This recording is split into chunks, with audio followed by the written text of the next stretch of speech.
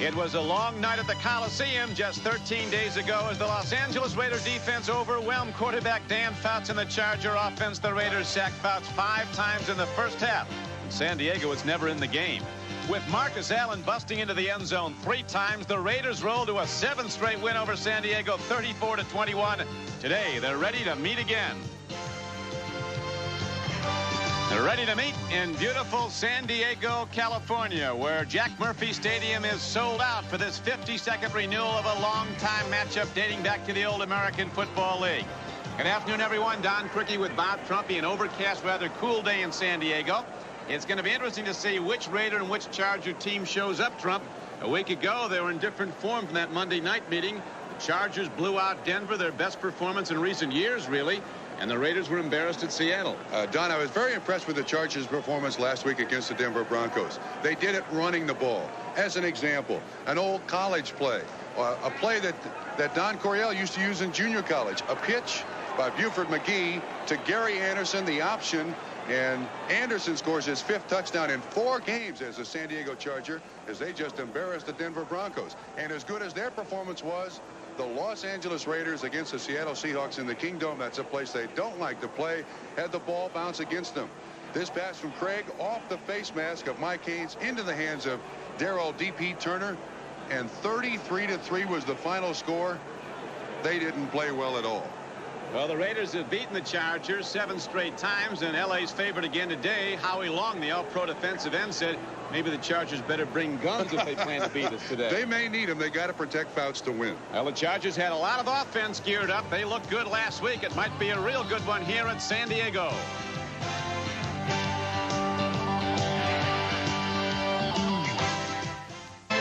Brought to you by the Marines. Today, celebrating 210 proud years of history. By Canon. So advanced, Canon is the world's leader in 35mm photography. And by BMW, the ultimate driving machine. To arrange a thorough test drive, simply phone your nearest BMW dealer. The lights are on, but there's no threat of rain as Coach Tom Flores and his Raiders have come down to San Diego. The 52nd meeting over the years between these two teams. Don Coryell, his spirits greatly picked up by that showing last week, but this is the big one. Now, the Chargers kick it off. The ball's hit well downfield by Moshenko. And out of the end zone where Fulton Walker watches it go out for the touchback. And so the Raiders will go on offense, 1st and 10. Mark Wilson at quarterback. He is 5-1 as a starter since Jim Plunkett was hurt. Wilson's quarterbacking numbers not that good, but he has been a winner. And of course he has the superb Marcus Allen in his backfield. With Todd Christensen, the leading AFC receiver at tight end. The speed is Hester and Williams on the flanks. Offensive line is very big. And they've got to hold off a San Diego defense that could come a blitzing over the slightly immobile Mark Wilson, still with a bit of a bad ankle. Handoff, and Marcus Allen breaks the crust and takes the ball to the 28-yard line. Defensively, the San Diego Chargers are fairly young. They've got some new people in position. Lee Williams and Earl Wilson, the defensive ends. Wilson, a first-year player from Kentucky. Derry Nelson's a starter inside linebacker for Mike Green. Billy Ray Smith is the leading tackler for the Chargers. And a couple of rookies in the San Diego secondary, and John Henry and Jeffrey Dale. They think Dale is going to be a standout. A hitter from LSU. 2nd and 1 after the 9-yard carry. Marcus Allen looks like he might have gotten to the 1st down mark, but no farther as Nelson, a linebacker from Nebraska, threw him back. Interesting replacement here. Derry Nelson playing Mike Green hurt. Last time these two teams met, Mike Green had 11 unassisted tackles. The leading tackler in that particular ball game for the San Diego Chargers. Billy Ray Smith with 13. They were very busy 2 weeks ago in Los Angeles. It was really an overmatch. The Charger lines could not contend with their Raider counterparts. Raider offensive line, a huge one. Here's a handoff, and Allen is knocked down on a 1st down play. Lee Williams, who came out of the U.S. Football League, makes the stop from defensive end. Don, one thing I'll guarantee you, the Raiders will continue to give the ball to Marcus Allen. In 7 games against the Chargers, number 32 has scored 14 touchdowns, 3 2 weeks ago. San Diego defense has come on, though, in the recent weeks. In the first 4 games, they had only 7 sacks. Since Dave Adolph has taken over as defensive coordinator, they have 17 sacks to the Chargers in the last 5 games. And Wilson will probably be putting it up now on 2nd down and 12. Big rush. And he just throws it away. Nearest man to the ball was a San Diego Charger. Gil Byrd coming up on it. Lee Williams and Keith Ferguson were putting the rush on Mark Wilson. Now, that was an interesting choice by the Los Angeles Raiders. The last time these two teams met, the Los Angeles Raiders tight end Todd Christensen just ate him up over 130 yards in receptions. And I noticed that time they at least held him up at the line of scrimmage. You can see, as you mentioned, Don, the improvement in the defense over the last 5 games. They hope it goes to the 6th. Well, it's a 7-game win streak for the Raiders over San Diego, and they've also had a big success run here at San Diego Jack Murphy Stadium. 13-4-1 are the Raiders since it opened. Christensen uncovered, Don. Coming out now as Wilson takes a look on 3rd and 12. He gets it away downfield. Christensen has the ball at the 47-yard line. He was indeed uncovered, Trump, and it's an 18-yard gain and a 1st down. That is absolutely a big mistake in the design of the defense. A player like Todd Christensen, with his speed, with his ability to read defenses, there's no one in front of him. If they just hold him up for a split second at the line of scrimmage, you see they're running a total zone there. They got to have somebody in his face or he'll kill you all day long. They had a big rush on Wilson, almost got him, but as you saw, he did release the ball. And so Todd Christensen, leading receiver in the AFC, gets a big 3rd down catch for 18 yards, and the Raiders move on in this scoreless game. First quarter. Doki Williams can't handle it at the 37-yard line of San Diego. Lyndon King was coming on a blitz. They picked him up, though, but they're putting pressure on Wilson every way they can. The scoreboard is coming in with some finals now from the East. And this, the 10th Sunday of play, the Chicago Bears extend their season record to a perfect 10-0, beating Detroit. Seattle starting to come on again now in the AFC West, an easy winner after they defeated St. Louis for its first win of the season. Green Bay came from way behind to beat Minnesota at Minneapolis. On 2nd and 10, Marcus Allen looks for some room and got ahead for about 3. Coming up to get him was the middle guard Chuck Ian and Billy Ray Smith, the inside linebacker, 78 and 54. So the ball is advanced just across midfield. 3rd down now arises for the Raiders. 3rd and about 7, and they love to go to Christensen here, Trump. Yeah, and San Diego must cover him when they come in with a 5 and 6 defensive back set. They got to have somebody on his nose just to destroy the timing of the pattern. Christensen, far side of the field. Twin wide receivers here, Moffitt and Hester. Stadium sold out. San Diego fans starting up now. And the play whistle dead before the snap of the ball. Too much time. That'll make it 3rd down and 12 if that's the call. Delay of the game by the offense. Still 3rd down. Now the Raiders came with Doki Williams in the backfield there, trying to run motion, put pressure, release somebody, find single coverage on one of their wide receivers. They had Moffitt, Hester, Doki Williams, all 3 in the game at once. Red Cashin, our referee, Coach Flores, said after that debacle at Seattle, the 33-3 loss, he wasn't even sure what all went wrong. And he looked at the films, everything did. And he said he knew those Charger coaches were going to be looking at him and finding the weak points. Right now, though, it's 3rd down and 12 for the Los Angeles Raiders. Wilson gets time. Poorly thrown ball, but Doki Williams dives for it and gets it at the 40. It's a 1st down for the Raiders. Nice catch. Wobbly pass, but Doki Williams from UCLA dives for it. It's a 14-yard gain on 3rd and 12. And again, the Raiders hit on 3rd down. Gil Byrd, the man in coverage. Raiders just flooded the near side of the field. They had 3 receivers. Doki Williams in motion, ran a good out pattern. You're right, this ball not particularly well thrown by Mark Wilson, but Williams certainly goes after it.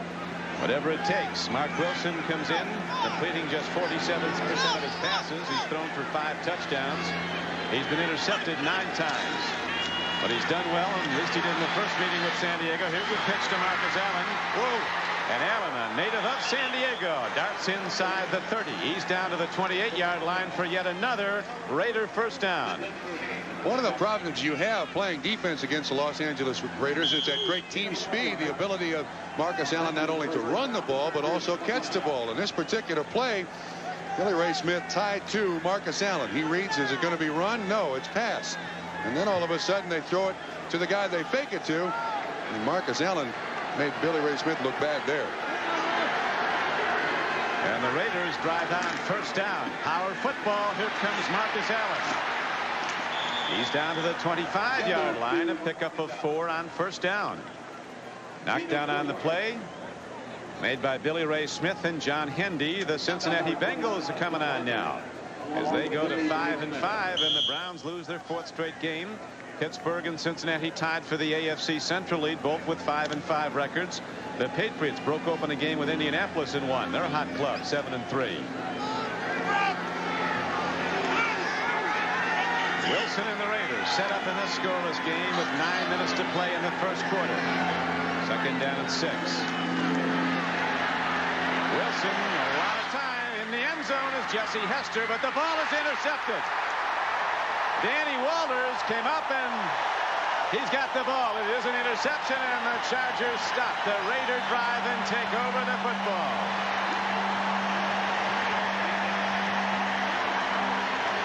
So with 8:52 to play in the first quarter, the Chargers get the ball.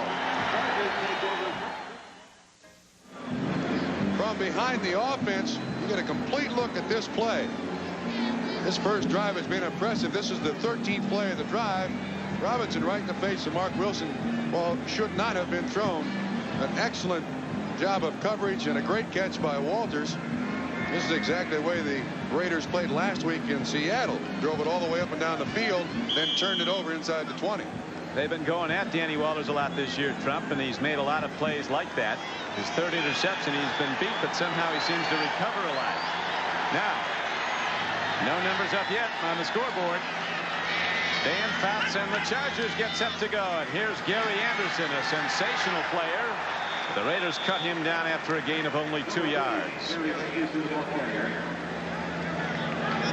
The Chargers get 76% of their offense throwing the ball with Fouts at quarterback. Anderson and Tim Spencer, first-year players in the NFL, both standouts in the U.S. Football League.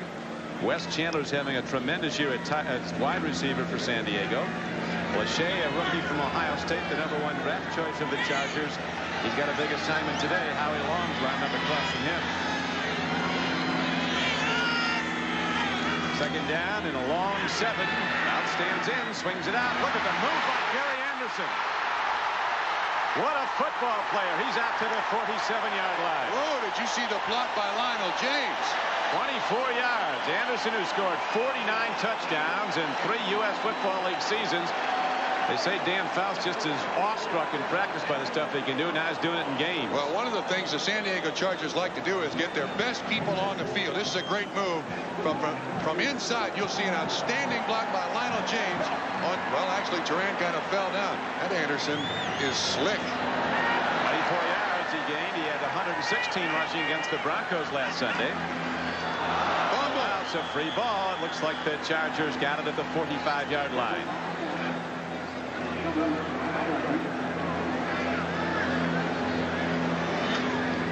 Long to Kellen Alzado. We're told the Chargers might be trying to run a lot at Lyle Alzado. Van Pelt, Millen, the rookie McKenzie, and leading tackler Rod Martin back the line for Los Angeles. Hayes and Haynes at the corner. Hayes is going to see a lot of balls. Stacey Turan starts for injured Van McElroy, a player that the Charger coaches rate as maybe the best free safety in football. Van McElroy. Here's his 3-back offense. Watch the pitch here. Buford McGee keeps it himself. And on second down and about 11, he gets it across midfield and down to the 47-yard line of L.A. The Giants came from behind to beat the L.A. Rams. The Giants, with the victory, knocked the Rams record to 8-2. Buffalo won its second game with a shutout. They're starting to play defense under defensive specialist, their new head coach, Hank Pulla. Lionel James is now in the Chargers backfield. We're in the first quarter. Don Criqui with Bob Trumpy. It's sold out. San Diego Jack Murphy Stadium. 6:35 to play in the first quarter. Chargers stopped the Raider drive with a Danny Waller interception in the end zone of Mark Wilson. Swing pass here is Lionel Little Train James. Once he gets a head up, he's a tough man to bring down. He's ahead for a Charger first down to the 40-yard line. And you can see the mismatch. Reggie McKenzie, the inside linebacker. That's just Martin right in his face. Little Train James is, even though it lines up in the backfield, he's considered a wide receiver by the San Diego Chargers, Don. Superb little player, an engineering student from Auburn. He blocked at Auburn for Bo Jackson 1 year. 5'6", 160 pounds. But he thinks big and plays big. And now Fouts takes a look deep. Man's open. Little Train James comes down with the ball at the 25-yard line. 14-yard gain, and now the Chargers move on as this game's been like a track meet. They're both moving the ball. When San Diego is on, it's like a symphony. They really do march it up and down the field like there's nobody on the other side of the ball. That time they had Mike Davis 36 in coverage on James out of the backfield, and that's a mismatch. Strong safeties aren't used to covering little quick guys like that. Atlanta came from 7 clean points down to tie the Eagles, then Philadelphia won it in overtime. First and 10 now for the Chargers. Fouts play fake and gets some more time. Man is open. Anderson can't hold the ball at the 13-yard line.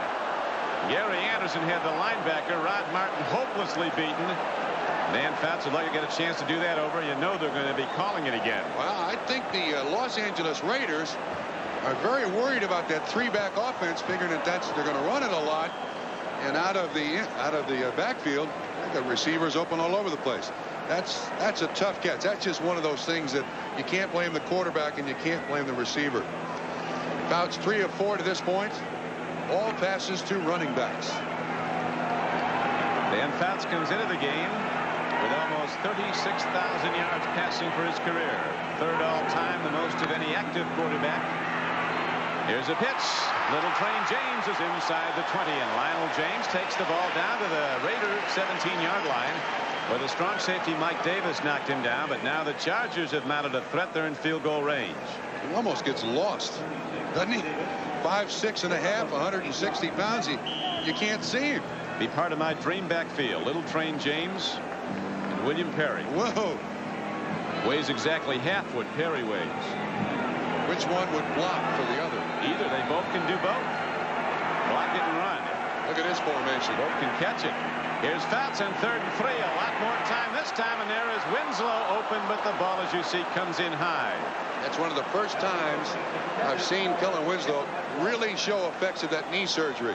He landed on his right leg, tried to jump, but really couldn't. Ball slightly overthrown by Dan Fouts. 2 years ago, I think he gets that pass. Let's watch. Maybe I'm too critical here, but you see the way he jumps. He doesn't jump much at all. Comes down very gently on his legs. Still coming back from that very serious knee injury. Now Bob Thomas is in the game, the former Chicago Bear, their all-time leading scorer, cut in the preseason. He's been hitting the close-in field goals for San Diego. This one is spun up. And it looks like he's wide. He is. So the Chargers, like the Raiders, move down the field but get nothing. LA has it when we come back. The big money rollers will be at Indianapolis next Saturday on NBC Sports. Right now at San Diego Jack Murphy Stadium on an overcast day with the lights on but really no threat of rain. The LA Raiders have the ball for a second time. Don Criqui with Bob Trumpy. There's no score on the board. Both teams drove on their opening possessions but could not get points.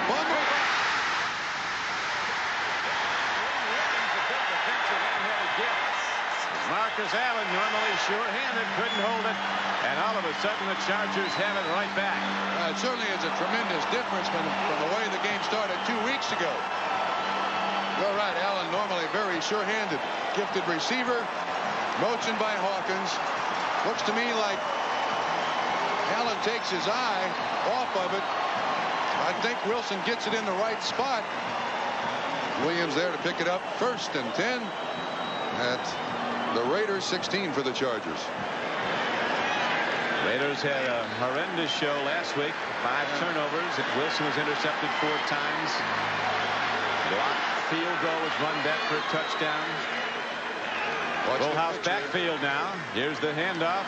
Buford McGee's going to keep it himself, and he breaks the tackle to get down. Inside the 15 and down to the 10-yard line. He gained 6 before Reggie McKenzie ran him out. Buford McGee was a high school option quarterback. So was Lionel James, a trailer on the play.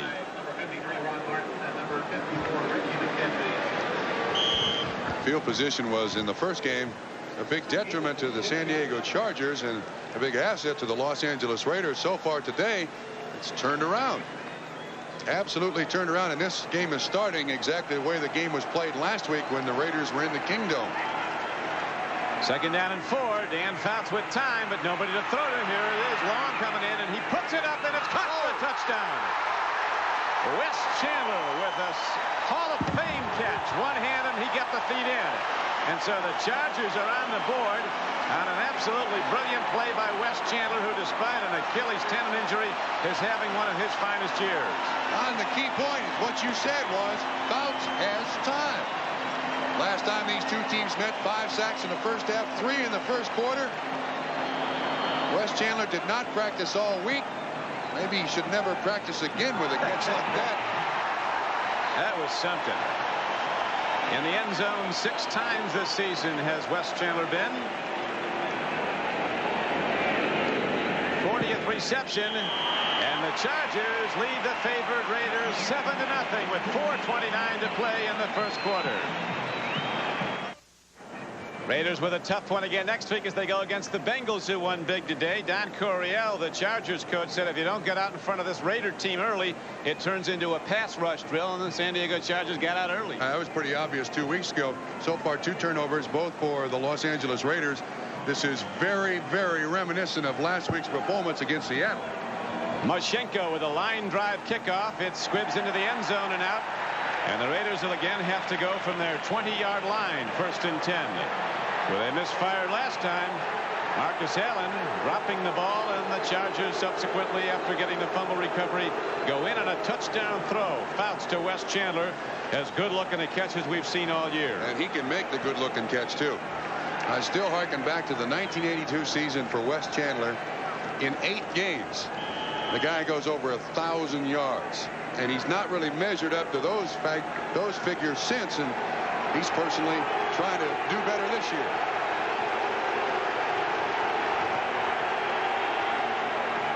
Right back to Marcus Allen. He breaks tackles, and look at Marcus Allen in open field across the 40, and finally they run him down, but he crosses midfield to the 49-yard line. A 31-yard gain, so they went right back to the money. He dropped the bag the last time, but this time Marcus Allen, who comes up limping, breaks a 31-yarder. Jeff Dale on the tackle.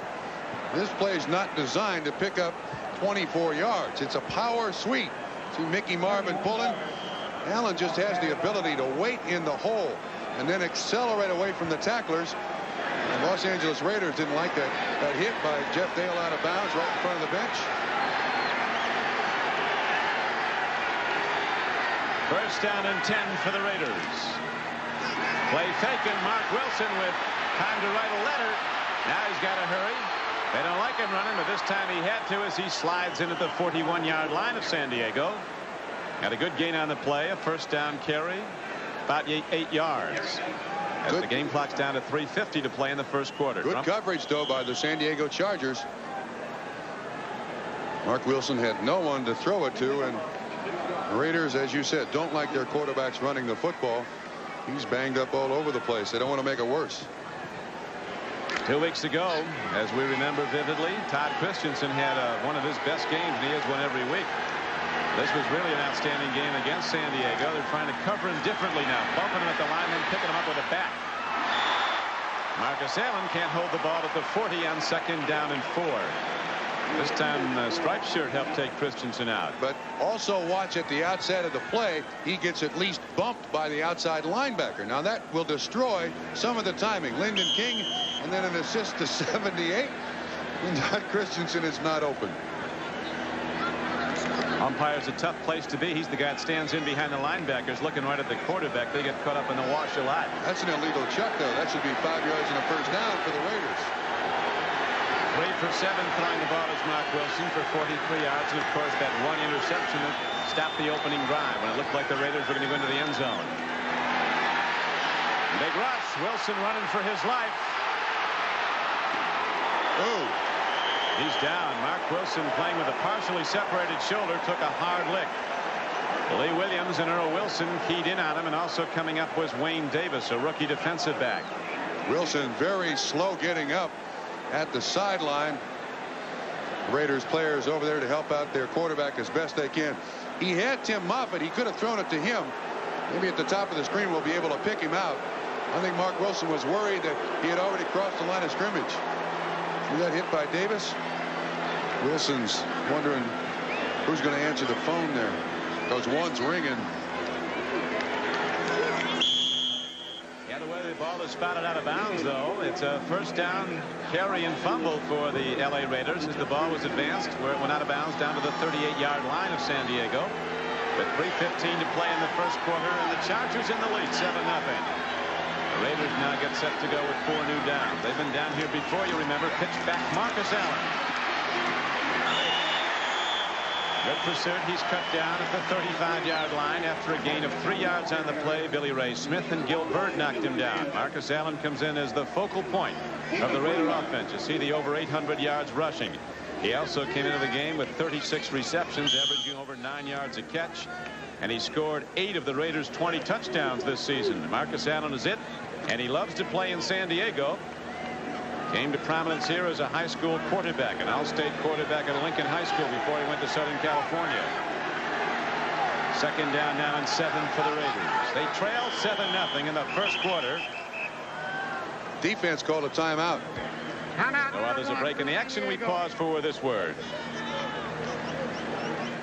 The extra point was good, and the Raiders had a 21-20 victory. And then Trump, they changed the rules. It's called the Banaszak rule. You can't. The guy who fumbles it is the only one who can recover it. Second down and 7 for Wilson and the Raiders. He's got time. He's got a man. Jesse Hester's in the end zone. Touchdown, Los Angeles. 35-yard scoring play as Hester, the rookie #1 draft choice from Florida State, turned down the deep heat and broke it into the end zone, and we're going to have a tie game if Chris Barr can hit the extra point. Hester's second touchdown. He also beat a rookie, John Hendy. So far, the Chargers have not been able to put any pressure on Mark Wilson, and Hester runs an outstanding pattern. Boy, they're waiting for that guy to bust loose. Over the years, the Raiders and the Chargers have been the highest scoring teams in the American Conference when they played each other. This is the highest scoring series. 7-7 now, depending on Chris Barr's conversion attempt. And so, with 3:03 to play in the first quarter, it's a 7-7 game. Watch once again the time that Mark Wilson has to throw. Only rushed 3 people. He stands back there and waits. And Hester, with outstanding speed, must have absolutely turned Hendy around. It wasn't even close. 6 points. Second touchdown of the year by the young rookie out of Florida State. A Raider axiom, speed kills, and they love fast people. Shula says it's the fastest team in pro football, the L.A. Raiders. John Hendy will agree with you right now. John Henry was 5 yards back and watching that like the rest of us. Cincinnati now moves up to a 5-5 record with a defeat of Cleveland today. Pittsburgh tied with the Bengals for first place, a winner over Kansas City. The Giants beat the Rams 24-19. L.A. was an early leader in that game, and Chicago goes to a perfect 10-0 with another win today over Detroit at Soldier Field. Seattle starting to move now up to 6-4 in the AFC West with an easy win at New Orleans. Tampa Bay, leading contender for Bo Jackson, gets its first win of the year. New England upped its record today to 7-3 with an easy win over Indianapolis. Green Bay was down 17-6 in that game and came back to beat the Minnesota Vikings. And Buffalo won its second game with a shutout of the Oilers. Don, I noticed that Gary Anderson and Little Train James back there to receive this kickoff. These guys are both lightning in a bottle. Let's see who gets it. It's going to go to Little Train James at the goal line. Anderson to block. Man has got lots of moves, and he takes on the big guys and gets across to the 24-yard line. Knocked down by Trey Junkin of the Raiders, and so the Chargers come out with a game tied 7-7 and 2:53 to play in the first quarter. Partial score in. The Cowboys leading the Redskins 3-0 at RFK in Washington. That game in the second quarter. So far, the Chargers 10 plays, 7 passes, just 3 rushes. And they got that triple back set. Chargers used 22 different offensive combinations in the course of the game. In the flat they go, and Little Crane got his hands on the ball. Did he catch it? Yes. Apparently he did. Now, the thing that San Diego is doing is that in lining James up in the backfield, he's going to draw linebacker coverage. On that particular play, it was Jeff Barnes. Gain was good for about 9 yards on the play, so it'll be 2nd down and 1. You get the feeling there's going to be a lot of points in this game, maybe a last at bat game. Yeah. 7-7 right now, 2:47 to play in the first quarter. Players love this field at San Diego. Natural grass track. Anderson. And the Raiders stuffed the run. Those linebackers come a whacking. Howie Long led the charge with Rod Martin right behind him. They're trying to run at Lyle Alzado. One of the things you got to do with Howie Long, though, from the backside is try to get him on the ground. He's untouched here with his great foot speed. He's there just as Anderson breaks into the line of scrimmage and assists on the tackle. Actually lost yards. Now the Raider defense shifts people. The chess game continues as the Chargers come out. Keeping people in tight. They feel the way to attack. The Raiders throwing it is inside. Tough to go deep. Pitch back goes to Anderson. He accelerates ahead on a 3rd down and 3 play. He's short of the 1st down. So the Chargers didn't get there after getting 9 on the 1st down. What the Chargers are trying to do is the defense is dictating to the Chargers what they're doing offensively. That time the Raiders bring in all of their passing set. So the Chargers run the ball, thinking that with 5 or 6 defensive backs, you got a chance to break it up in there. First one of the football game, Moshenko, the rookie from Michigan State, ready to hit the ball. He's had a good rookie season. But he had a bad game against the Raiders. Yeah, he did the first time around. Fulton Walker's back. Moshenko hits the ball high and well. It's inside the 20, but Walker will bring it back. The former Dolphins out across to the 33-yard line of Los Angeles. A 48-yard punt by Moshenko, a 14-yard return by Fulton Walker. And the Raiders go on offense again, having scored their last possession to tie the game at 7-7. Gary Nelson, who is starting at inside linebacker, replacing Mike Green, tackle on that play. The Raiders have moved the ball and moved the ball very well both times they've had it. One resulted in a touchdown, one in a turnover after moving the ball. AFC West has been a tough place to play for the San Diego Chargers. Last season they were 7-1 outside the division. But in the division, the Chargers were 0-8. This year they're doing better. They've won 2 of 3 in the division. Raiders opening up with good field position as the day has gone for them. Marcus Allen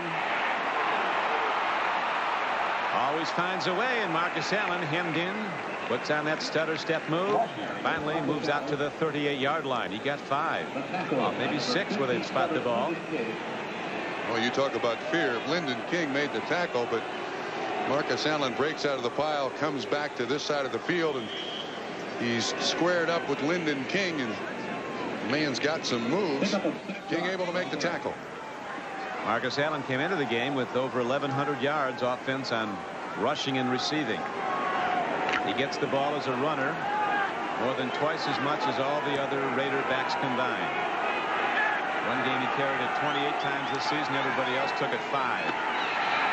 He's it for the running game. Wilson is sacked back at the 31-yard line. Lee Williams, the big cat who picked up the fumble, come powering through. 9 sacks this year now for big Lee Williams. Probably one of the least known players in the NFL. Played for the Los Angeles Express in the U.S. Football League. From the right side of the screen, he gets around Henry Lawrence. Our big guy's got great foot speed, and as you said, his 9th sack of the '85 season. So the ball is positioned now back at the 30-yard line. It'll be 3rd down and 12. Watch Christensen here, Don. They got to cover him. They got to bump him at the line of scrimmage. Christensen setting himself out to the right side. You see him flex out 5 yards with the very fast Dokey Williams next to him. Hester, who caught the touchdown pass at the top of your screen. And right now we have a timeout with the game in a tie at 7-7.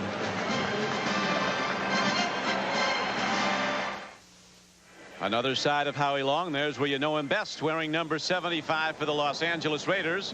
We're tied here at San Diego Jack Murphy Stadium 7-7. This is Rolf Benirschke, the outstanding place kicker for the Chargers, injured at the moment, but has to be pleased so far, Rolf. At least this game is close.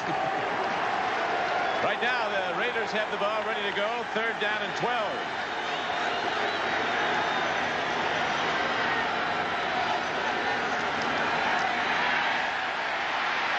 Mark Wilson gets an open track. This might be a career run for Mark Wilson, a tall, angular young man from Brigham Young. Tell you what. Thin of body, but long of heart. And he is a competitor. Many times this season, I think Mark Wilson has proven to his teammates that this kid really wants to win and will do anything he possibly can. He's come back from serious injury and played in the second half of a game when nobody thought he'd even get off the table. This kid wants to win, and he's going to do anything he possibly can to help today. 17-yard run for Mark Wilson. Once broke one for 20 earlier in his career. Now on 1st down, Mark Wilson takes a deep drop and gets time. Flat pass, poorly thrown.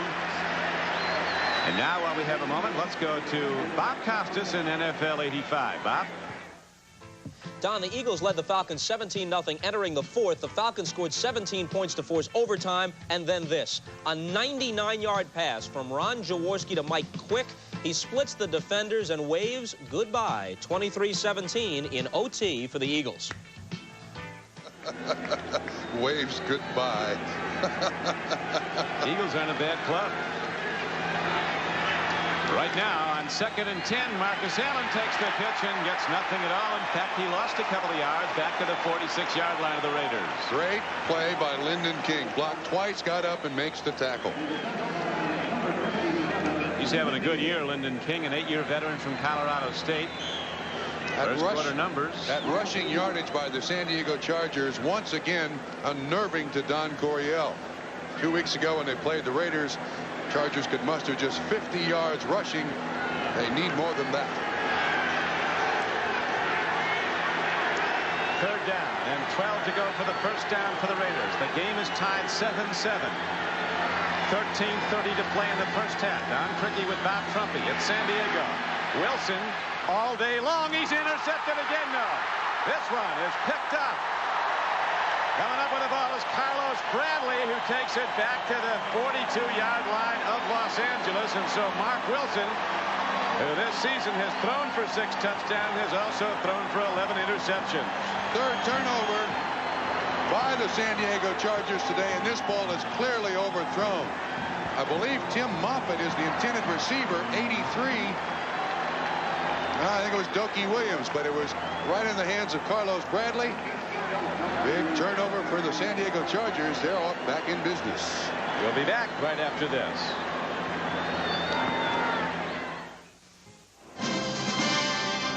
Today's game is brought to you by Ford and your local Ford dealer. Have you driven a Ford lately? By Budweiser, Beechwood Age for that crisp, clean taste. This Bud's for you. And by Apple Computer, makers of the Macintosh and Apple II families of personal computers. Chargers ready to go now. 1st and 10 after a 2nd interception. A flea flicker. Raiders have it covered, though. Great job by the Raiders. Wow. They throw the ball away, does Dan Fouts. They weren't fooled. Yeah, there's only one receiver out, and that was Gary Anderson, and nobody was even close. So, yeah. They really recovered nicely. They dropped right into his zone as soon as they flicked it back. 3 of 4 Raider drives resulted in turnovers. The other, a touchdown. Tell you what, though, right now the San Diego Chargers have to be very conservative and make sure they drive the ball down the field here as opposed to trying to get it on one play, Don. Well, now they've got 2nd and 10, and the Raiders pass rush will be coming. Here's the option play again. Buford McGee pitches back to Anderson. Didn't get a whole lot, but it sure looked good as they got the ball down to the 37-yard line of Los Angeles. Rod Martin made the tackle. Stacey Turan was the guy who forced it.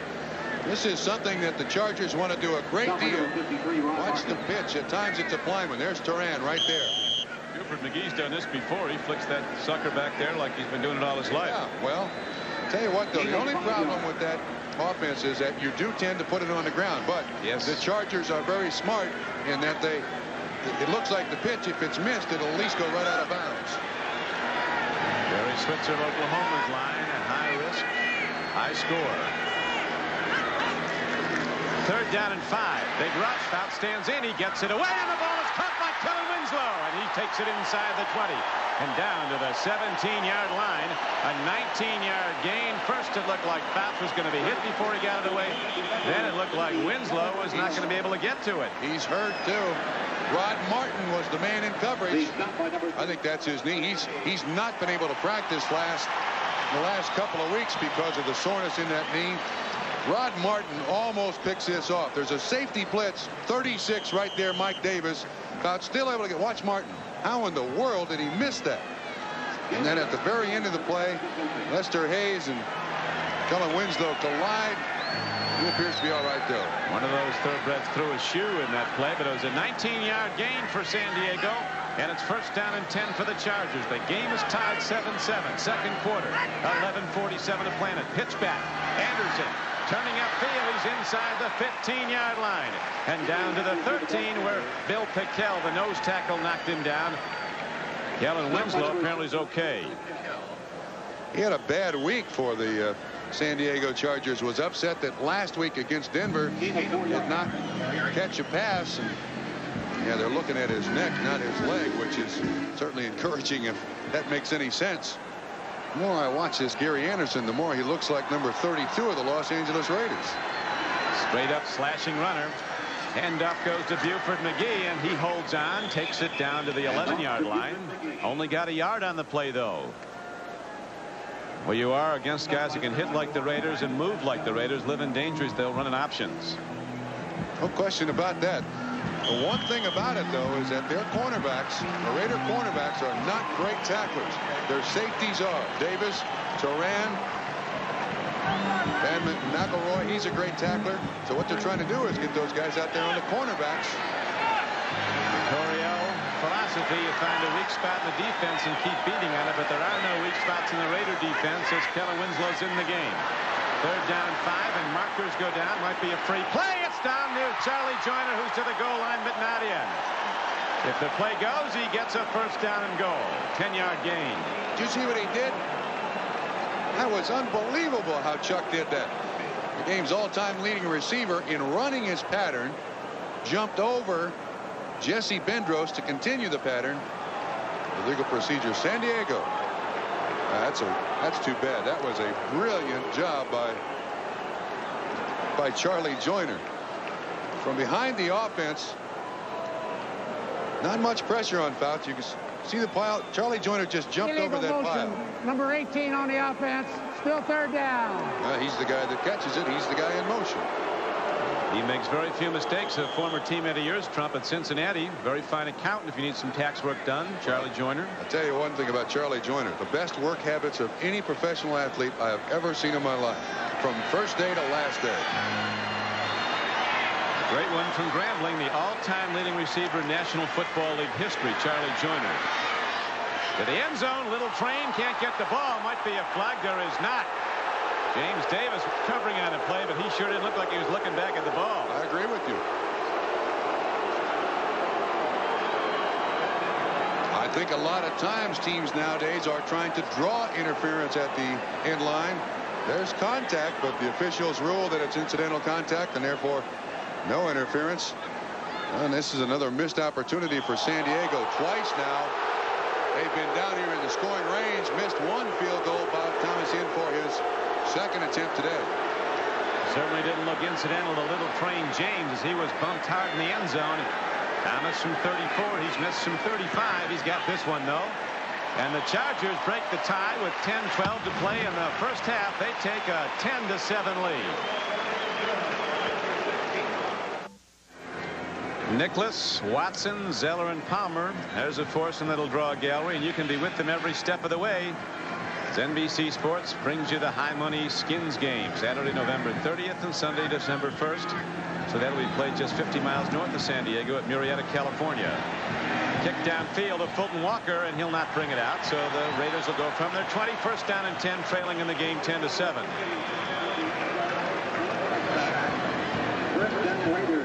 Remember the field position. The last time these two teams met, it was worse for the Chargers in Los Angeles than the Raiders have had today in San Diego. Does that make sense? Big turnaround. We get the gist. Yeah, big turnaround. That's what I'm trying to tell you. Really has been, though. The other game, the last game 13 days ago, the Chargers were pinned in their own end all night. Nothing there for Marcus Allen. Charger defense an improved lot. Very aggressive hitting. Lee Williams, a force at left end. Man who has a fumble recovery and a sack so far today, and also that hit on Marcus Allen. 9:45 to play in the first half. Chargers lead the favored Raiders 10-7. See Mark Wilson reading his wrist there? They're signaling the plays in, and he's referring to the little thing on his left wrist. We'll have to take a look at it. That's his inventory. Looking at his options. They call 2 plays in the huddle in case he checks off and goes to another. Swing out to Marcus Allen. He's ahead for a first down. He crossed the 30 where he had to go. Lyndon King brought him down, but the Raiders get a first down. Jeez, has anybody else touched the ball? Todd Christensen caught one pass. It seems like it's all Marcus Allen. Out of the backfield this time, just a little hook pass. 6'3". Oh, he is. That guy is in a class by himself. San Diego, next to Houston, has the most rookies of any team in the National Football League. 12 on the Charger roster, although some really qualify as pro experience coming out of the U.S. Football League. But they do start 2 real rookies in their secondary. Again. Allen dropped the ball at the 39-yard line. John Endy was covering. See his left wrist there, Don? Yeah. That's not his locker key, nor is it his money. He's got the entire list. He looks to the sideline. Someone will signal into him. What's this? What's this? Let's see if it refers to it. There's the wrist, the entire offense on his wrist. Remember the Baltimore Colts running back Tom Manning who did that? Yeah. I'm sure if you got a hold of that from the Raiders, the CIA couldn't decipher what it means. This is correct, but it certainly is Mark Wilson's roadmap. Second down and 10 now for the Raiders. Yards coming tough up the gut at San Diego today. He got to the 31-yard line on a second down carry, so it's going to be third down and long. Guess they're going to use him and continue using him all day long. Chargers continue to lead the game 10-7. Chargers have not beaten the Raiders in their last 7 tries. Haven't beaten them since '81. This telecast is presented by authority of the National Football League. It is intended for the private use of our audience. Any rebroadcast or other use of this telecast without the express written consent of the San Diego Chargers and the National Football League is prohibited. Raiders on third down. Looks like 8 with the ball spotted at the 32. Chargers lead 10-7. Second quarter. Wilson with 4 people running deep patterns. Goes sideline to Dokie Williams. He's got a first down for Los Angeles. Well done by the Raiders. 10 yards and a first down. Wayne Davis on the coverage. You always have to respect Dokie Williams' speed. Wilson has good protection this time as the Chargers come with a 4-man front. He rifles it out there. Nice pickup by the Los Angeles Raiders. First down. San Diego offensively has led the National Football League 6 of the last 7 years in total offense. The problem has been on the defensive side, unable to stop teams like the Raiders. Doing better today. Raiders have moved the ball. 2 interceptions have stopped Raider drives. The first was in the end zone. Free ball. The Raiders get the ball at their 40-yard line. Marcus Allen lunged in and got it. Brings up second down and 12. I wonder if he tapes ankles before the games too. Scoreboard changing on some of the late starts. The Jets and the Dolphins at the Orange Bowl scoreless into the second quarter now. Dallas continues to lead Washington in the second quarter at Washington 3-0. Those 2 teams might lead the league in people who don't like each other. I was just noticing the signals from the sideline by the Los Angeles Raiders are in an attempt to save time because of the short amount of time between plays nowadays in the NFL. Second down and 12 for the Raiders. They trail by 3 in the second quarter. Wilson smartly eludes the rush, and then Marcus Allen drops the ball at the 45-yard line. As we pause 5 seconds for station identification. This is the NBC Television Network. KCST-TV, San Diego.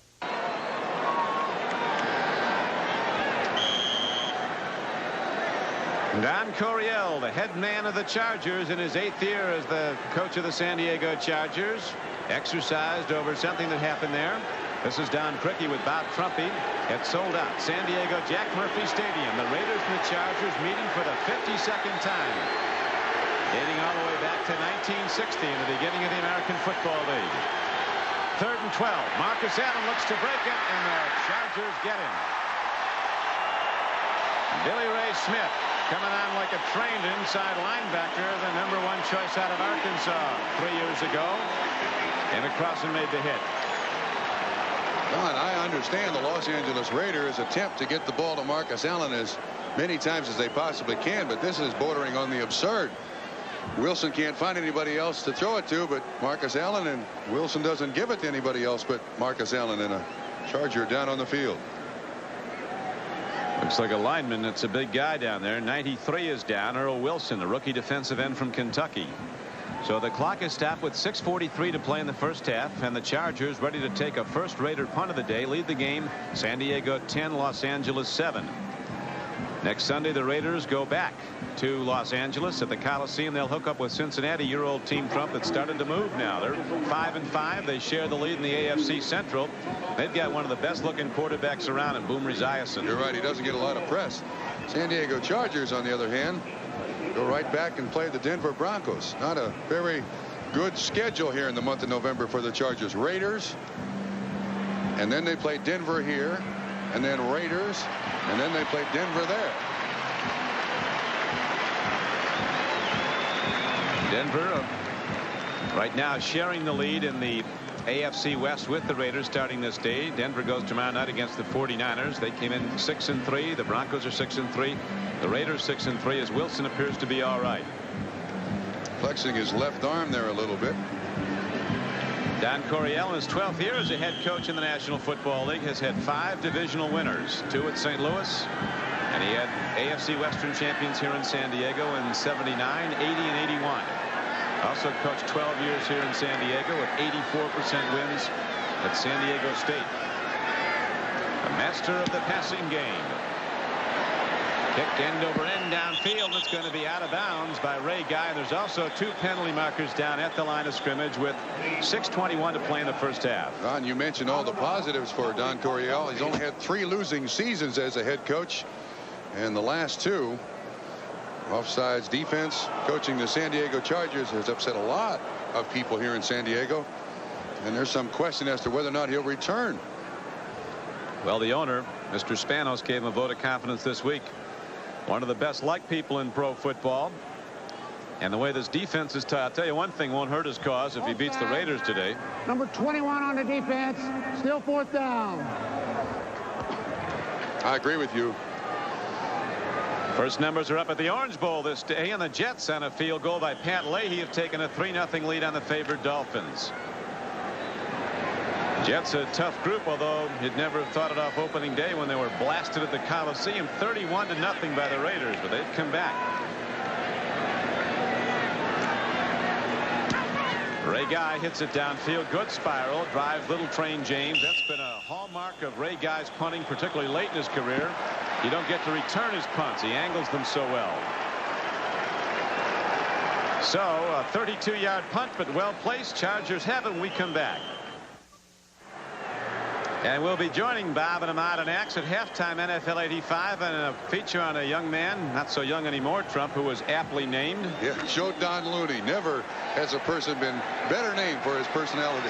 Played for the Giants one time. Allie Sherman told him he wanted to go in and out with plays. He said, if you want to send messages, call Western Union. Was cut the same day. Joe Don Looney. He'll be a feature at halftime as Fouts has problems, gets the ball away. And it's an incomplete pass. He did well to do that. Now let's go back to NFL 85. Here's Bob Costas. Bob.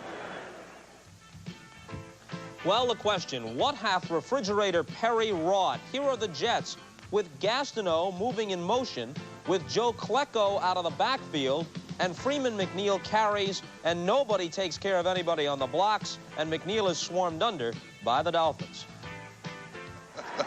So much for trickery. Now the stacked backfield. They go to the first back throw, and Spencer breaks it. Man, he would have gone a long way had not he been tripped by an ankle-high tackle by Millen. A 12-yard gain as it was for the Chargers.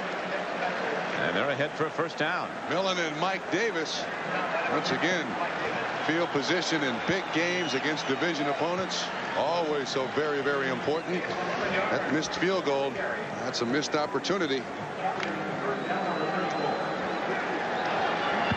Now the Chargers have the ball as the day becomes more overcast. The arc lights are on here at San Diego Jack Murphy Stadium. San Diego leads the game 10-7. Don Criqui with Bob Trumpy as Gary Anderson breaks the first layer of defense and comes across the 40. Out to the 41-yard line where the rookie linebacker from Tennessee, Reggie McKenzie, knocked him down. Get him the ball more. Boy, he can play. Last week against Denver, 22 good carries. warming up, doesn't he? Yes, he does. Great acceleration. Has a good vision for the field, which is also a characteristic, I think, that has probably made Marcus Allen such a great running back. Out of Arkansas, Gary Anderson. He wanted to be sure he played pro football. He signed with both leagues. Yes. That took a while to decipher, didn't it?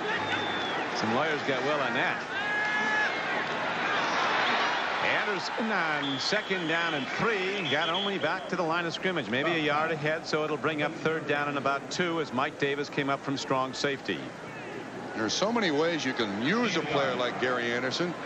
And I would think the Chargers, you see Dan Fouts talking to himself, repeating the signals in from the sideline, the Charger sideline, back to Gary Anderson. Eventually, they'd like to feature him in their offense exactly the way Marcus Allen is used by the Raiders.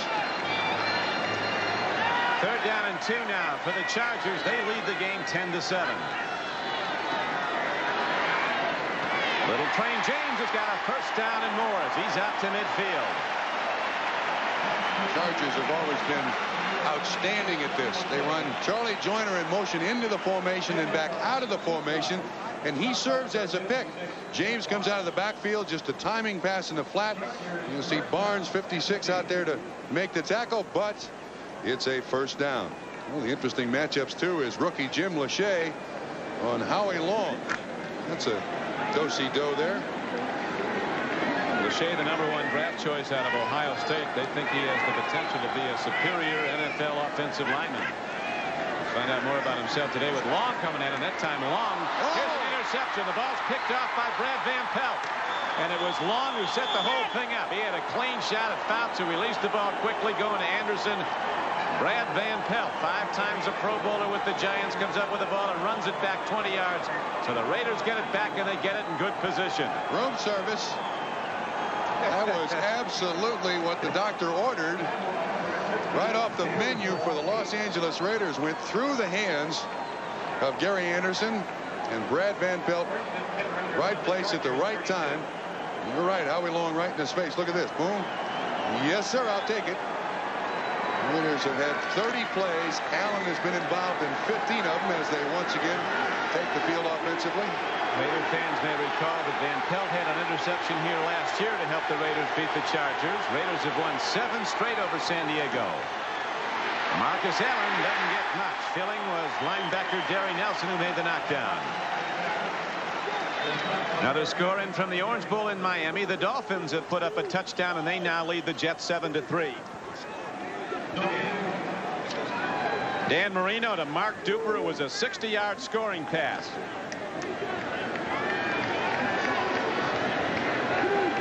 So the Dolphins take a 7-3 lead here at San Diego. We have 2:57 to play in the first half. The Raiders with the ball. They're trailing the Chargers 10-7.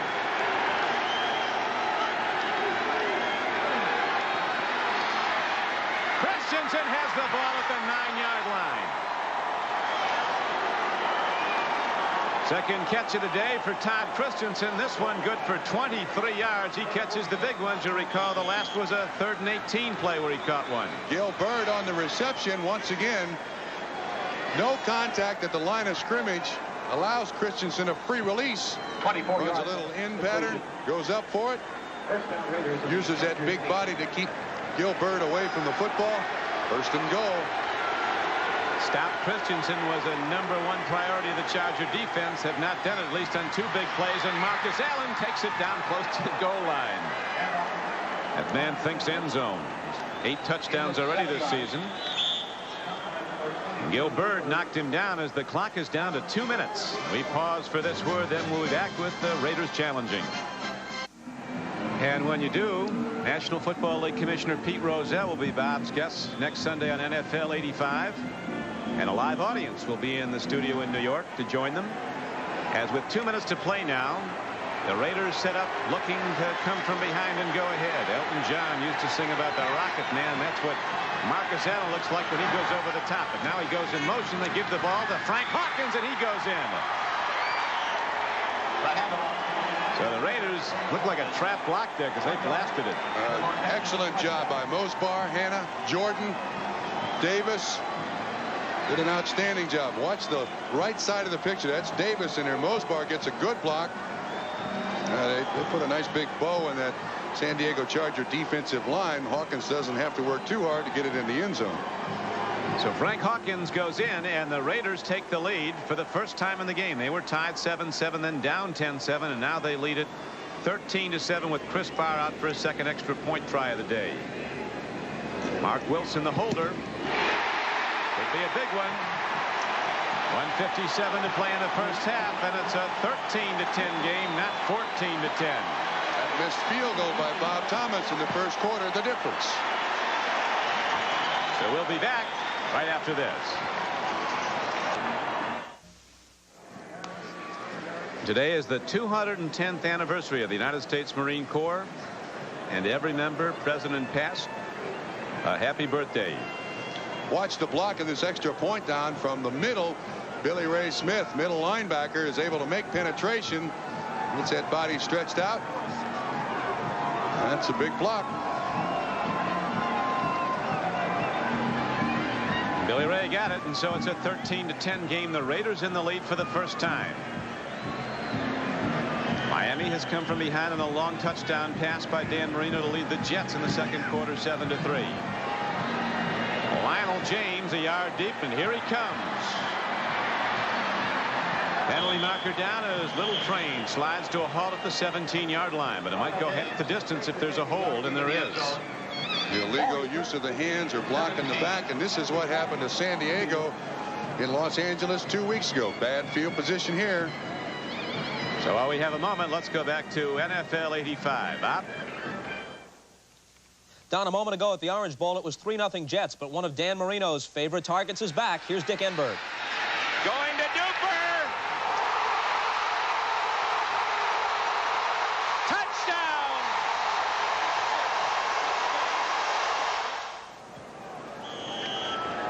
Mark Duper just coming off the injury list today. He'd been out with a broken leg about 8 weeks. Apparently, he hadn't been slowed by that injury. But right now, it's 1st and 10 for the Chargers. They trail 13-10.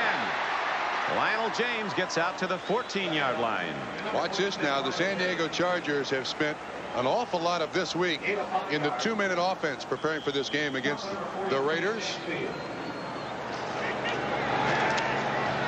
Dan Fouts on 2nd down and 5. Swings it out to Kellen Winslow. He's hit hard and knocked out of bounds. But he got the first down where he moved. Mike Haynes hit him. Mike Haynes is down. I think that's a neck injury. He hit Kellen Winslow squarely. Probably stung his shoulders.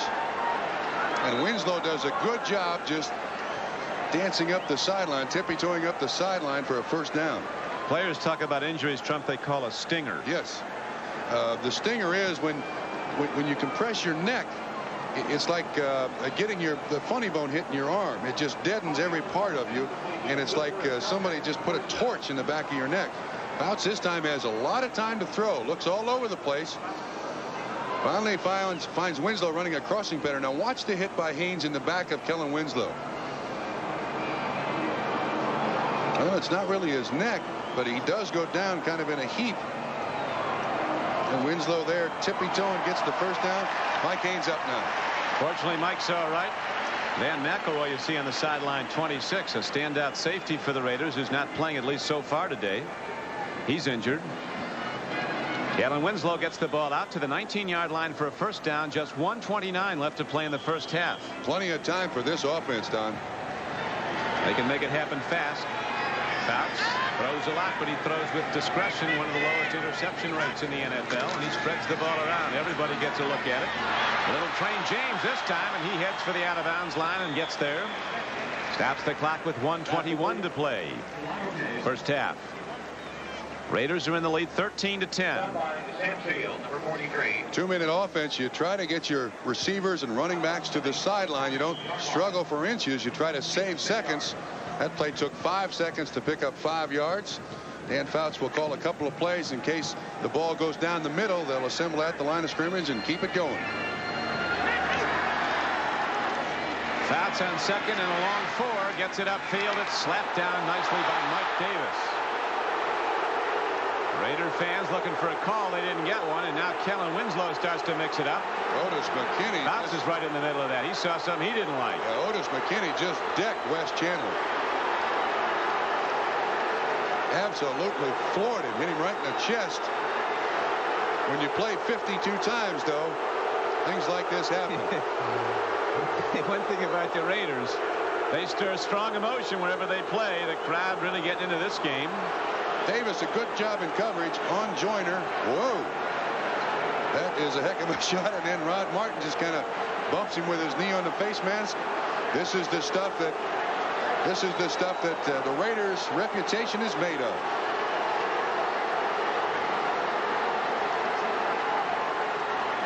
Here's Fouts, live action, long ball, going for it, and getting his Wes Chandler. He's down at the 45-yard line of Los Angeles. With 1 minute and 8 seconds to play, the Chargers hit a long one, a 30-yard gainer.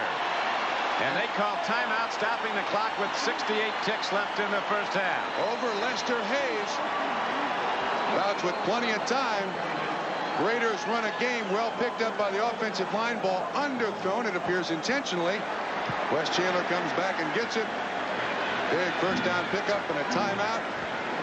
Still plenty of time left. 1:08 for the San Diego Chargers, and that practice in the 2-minute drill this week has so far paid off. Dan Fouts gets him down, so it's at the 45-yard line. The Raiders are in the lead 13-10. Talking trouble about halftime. NFL 85 at halftime's coming up, and Joe Don Looney will be featured in it. I was down in New Orleans one time when Looney had straightened out for the most part, had a pet pit bull that got loose and ripped up his neighbor's chicken coop. Big Doug Atkins of the Saints, now Hall of Famer, said, wouldn't you know it, Looney straightens out and the dog goes bad. And all the scores and highlights also of NFL 85. Thank God it wasn't Doug Atkins' chicken coop. He'd make wings of you. Mike Haynes back in the ball game, I noticed, Don. Apparently recovered from whatever ailment he had. The Chargers are trailing 13-10. 1:08 to play in the first half. A 30-yard gainer set this first down up. Fouts throws. Markers are down. Incomplete at the 30. And a marker comes in the secondary against Lester Hayes.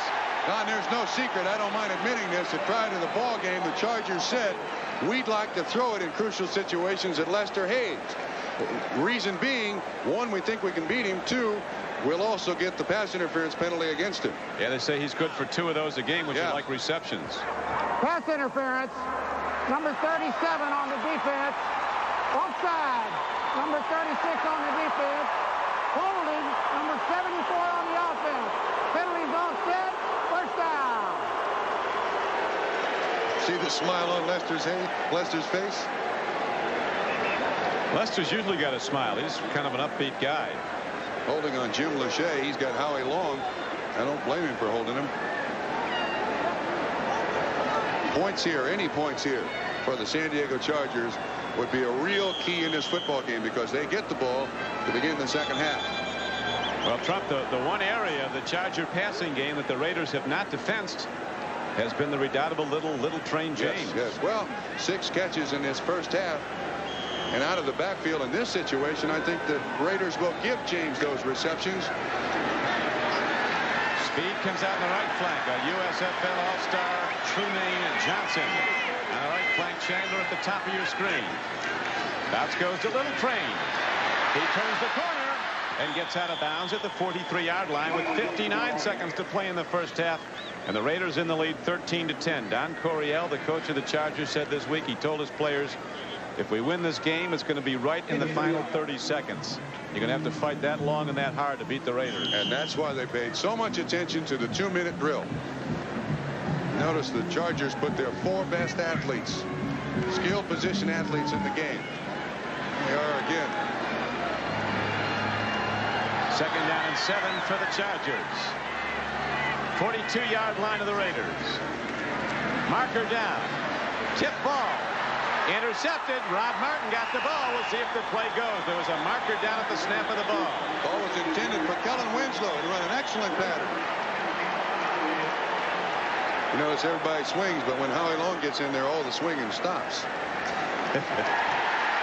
Penalty against the Raiders. Chargers will retain possession. Who's that directed at? Was in silver and black, but I don't think they brought that with him. Number 37 on the defense. Still 2nd down. Lester Hayes.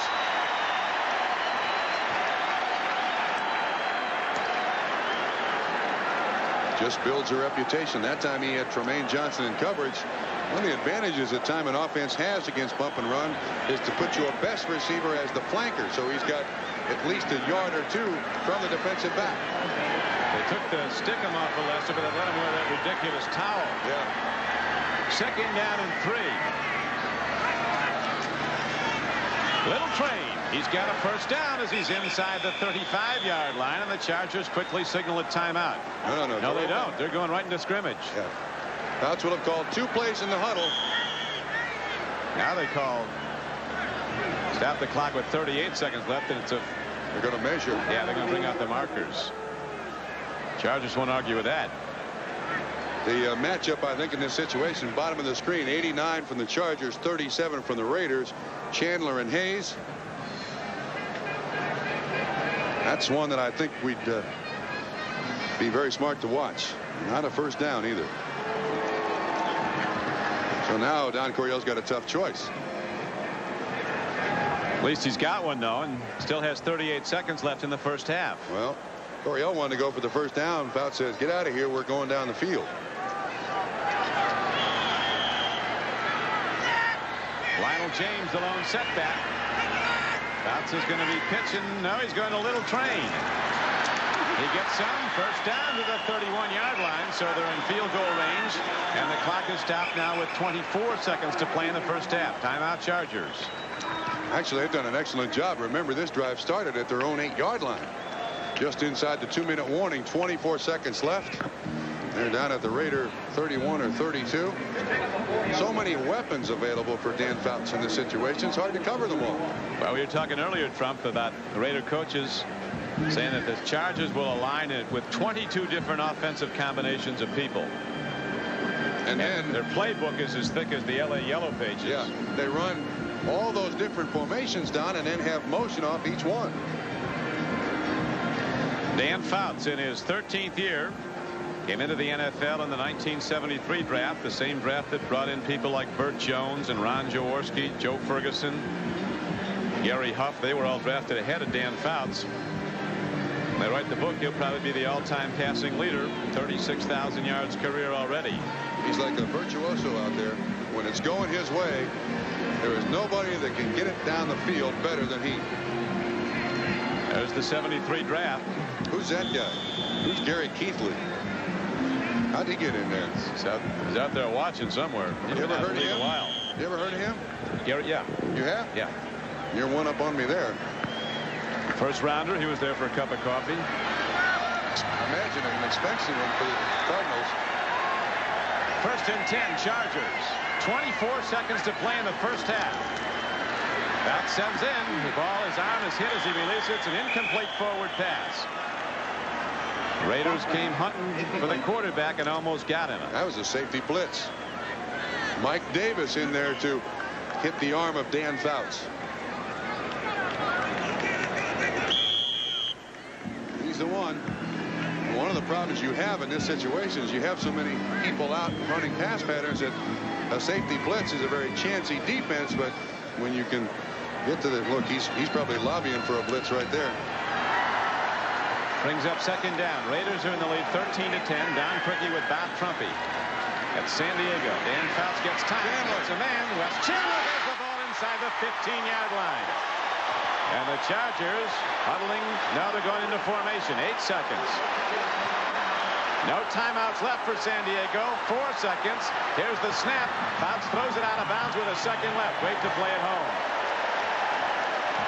Well, the clock is supposed to stop when the ball hits the ground. So they bring Bob Thomas in. That's a very smart play. And I guarantee you the practice that the Chargers had this week on the 2-minute drill allowed them to get that ball out with 1 tick left on the clock. Dan Fouts, a good illustration of how many times he's been there before. Got his team set, got the snap, and got it away, stopping the clock with 1 second. Now a 30-yard field goal. Bob Thomas, who's missed once and hit once, and tie the game. Oh, he missed it. And he's killing him.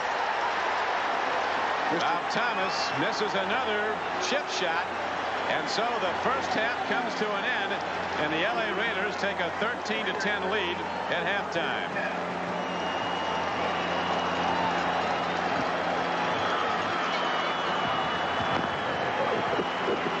They got to be happy with that.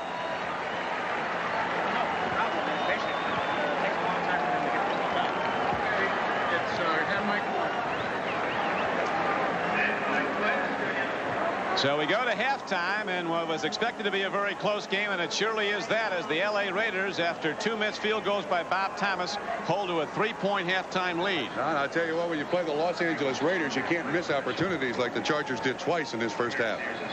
Well, also the Chargers played a good game. Last time they met 13 days ago at halftime, it was over at the half, and the Chargers are very much in this one. This might go down to the gun. They're in it. They're playing very well, but those missed field goals hurt your team offensively because they get the ball to begin the second half. That was an important drive. Those 3 points missed will hurt a lot. Halftime activities coming up. NFL 85 will be back after these messages from your local station.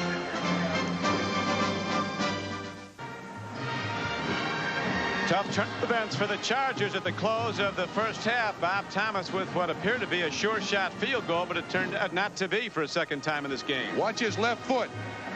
The left foot is the one foot that will determine where that ball goes. I think you could see, Don, in that particular instance, his left foot, his plant foot opened up, and therefore he hooked it. Now let's go to NFL 85. Here's Bob Costas.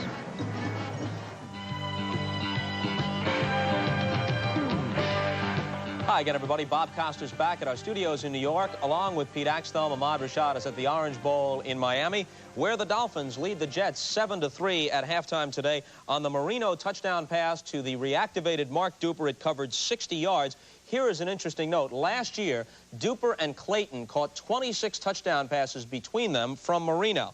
Now, partly because of the Dolphins' troubles, and in Duper's case because of his injury, the two have caught just 3 Marino touchdown passes this year. That partly explains why the Dolphins are battling for their lives today. They're already 2 games back of the Jets in the AFC East as they lead 7-3 at halftime at the Orange Bowl.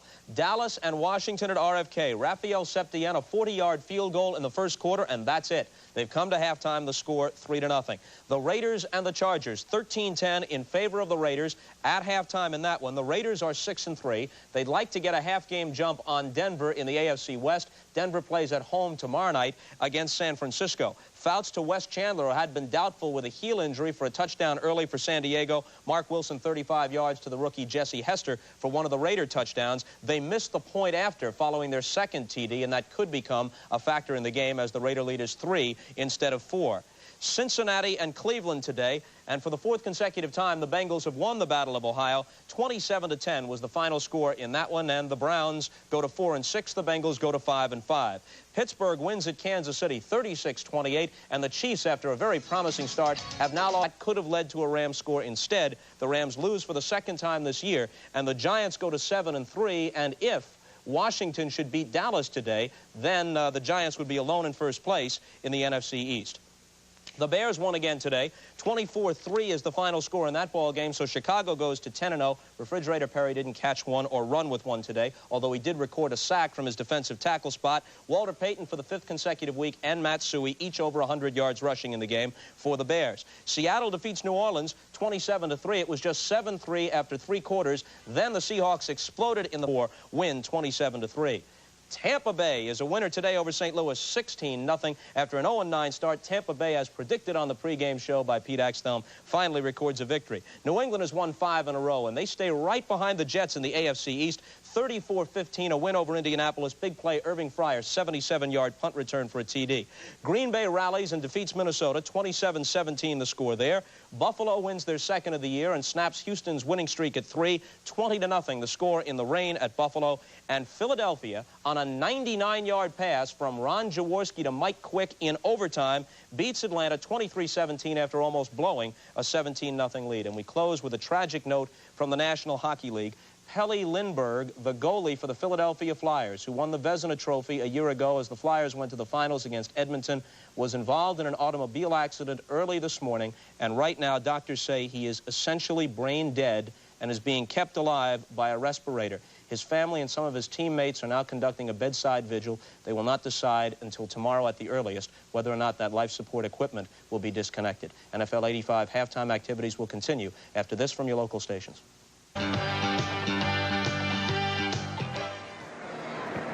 Bob Thomas at halftime at San Diego. He's missed 2 first-half field goals. Normally a sure shot from in close. Not the case today for the Chicago Bears all-time leading scorer who came here after he was waived by the Bears last summer. Trump, you looked at those place kicks. You kicked some yourself past in your career. What went wrong? No, I haven't, but I've hung around the kickers that can speak English. This is a clear example of a mistake made by a kicker. For you young kickers out here, it's very easy to see why. It's not the swing of his leg. It's a good snap by McKnight, a good placement by Moshenko. Look at his left foot. That's where the problem is. When that foot opens up, that controls the plane of the swing like in golf. He hooks it to the left. His 2nd missed field goal, this after a drive that started at San Diego's 9-yard line, Don. They worked on the 2-minute drill the entire week. All they're looking for is that opportunity, and it's missed by Bob Thomas. Well, they talk about putting the excitement back in the extra point. He's putting it back into the sure shot field goal. Has missed 2 today. The Booten barrister, he's an attorney in the offseason and might be thinking about that pursuit. As right now, the Raiders are ready to kick it off. Chris Barr has the ball teed up. The problems of the San Diego Chargers, obviously missed opportunities, but just 48 yards rushing. That's not good enough. The turnovers, 3 for Los Angeles, 1 for the Chargers, and the Raiders lead 13-10. Back deep now to return the kickoff. Gary Anderson and Lionel James for the San Diego Chargers as it's 13-10, opening the 3rd quarter of play. Chargers have not beaten the Raiders since '81. 7 straight wins does Los Angeles have over the San Diego Chargers. Haven't beaten the Raiders since they've been in LA. As we pointed out, the Chargers have had problems against the Raiders here at San Diego over the years. Big ones. Raiders have won 13 times, lost 4 and tied 1 here at San Diego Jack Murphy Stadium, which opened in 1967. Barr plants the kickoff far wide and comes down to Lionel James.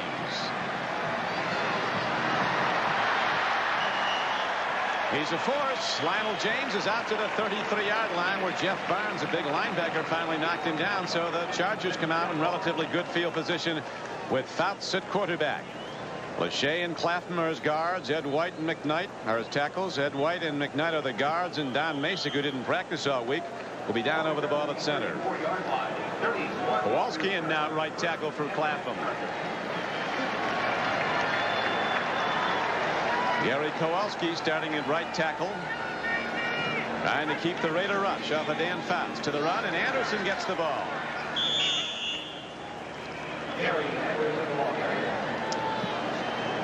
Our producer David Neal informs us that Claflin now has been ruled out for the day with a hamstring injury.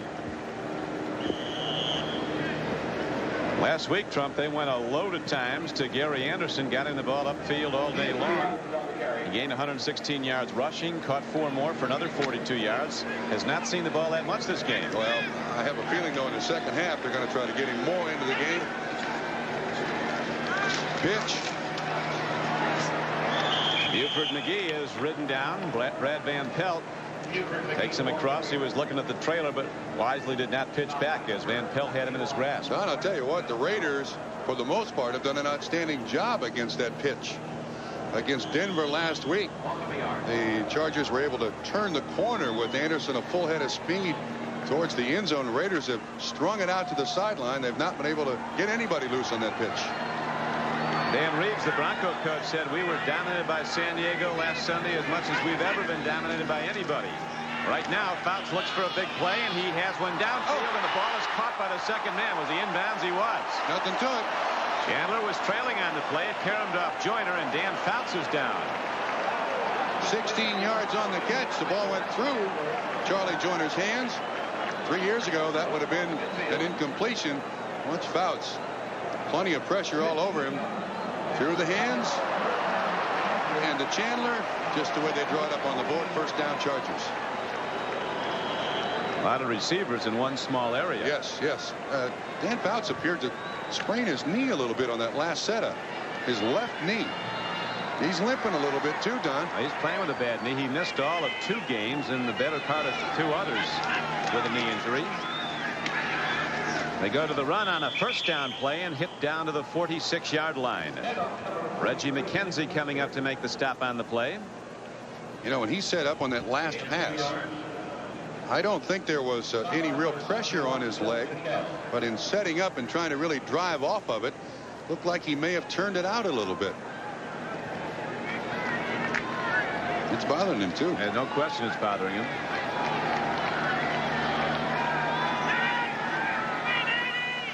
Out set to go though on 2nd down and 7. Here comes the rush. Long ball. Little Train James is wide open, and he makes the play at the 7-yard line.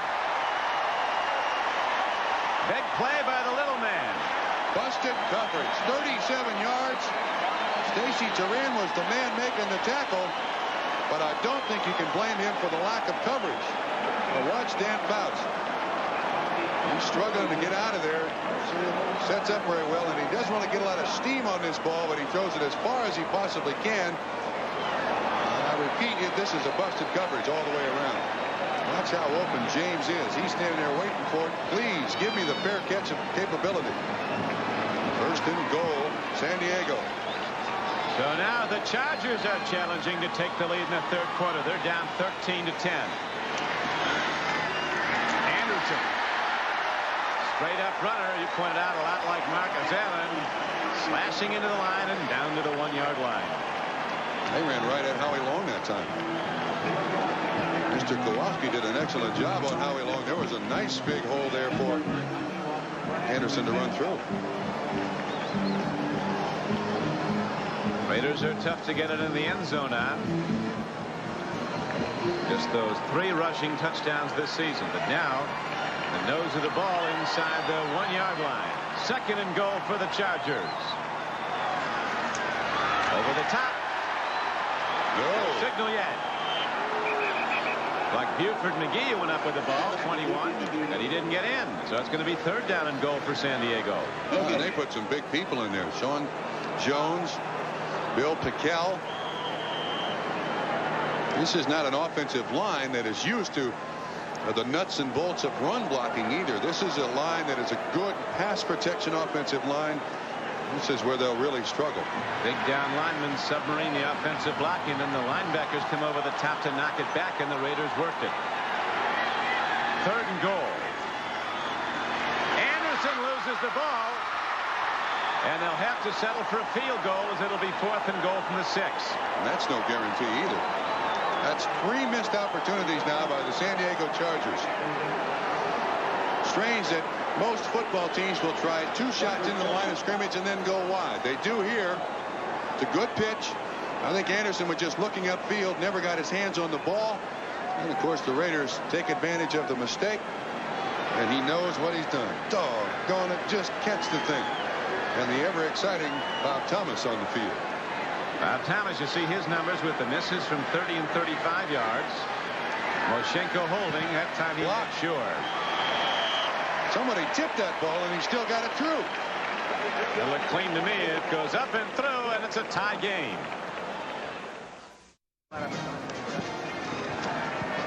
Don Criqui with Bob Trumpy at San Diego, California, where the Chargers have just tied the game 13-all on a field goal by Bob Thomas. We're early in the third quarter, 11:30 to play in it. Here comes Fulton Walker for the Raiders. Well done by Walker out to the 34-yard line, so the Raiders will start on offense with good position. On the 2 missed field goals in the first half, Bob Thomas was a little more deliberate on this one. Once again, a good snap by McKnight, a good spot by Moshenko. Watch Jeff Barnes. He makes solid contact with this football, changes the spin of it, but not the trajectory. 3 points. I couldn't see where he blocked it. Oh, absolutely. He made contact with it. But it did go through, and the game is tied. Mark Wilson on first down.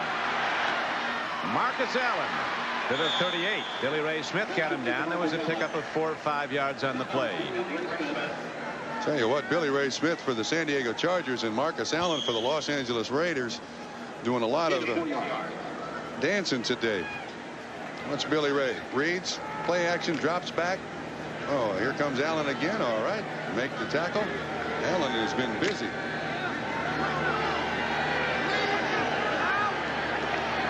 Second down and 6 now for the Raiders. Going from their 37-yard line. Allen looking for a crack, finds one out to the 42-yard line of Los Angeles. Carlos Bradley, who had the interception earlier, knocked him down. Look at there by himself. More than the Chargers team total. The more he gets it, the more he likes it. Marcus Allen playing in his hometown. Hilger, the backup quarterback, finished up last week at Seattle. That was only after Mark Wilson had been intercepted 4 times.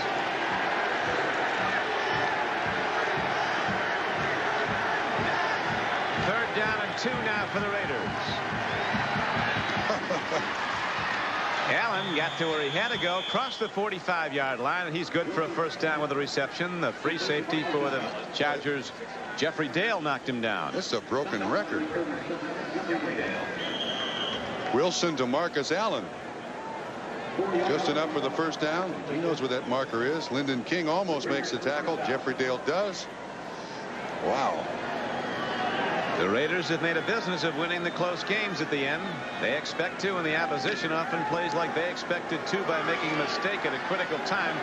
That's what the Chargers hope to stay away from. Coryell has preached all week. This is going down to the final gun. We're going to beat the Raiders. We're going to do it at the end.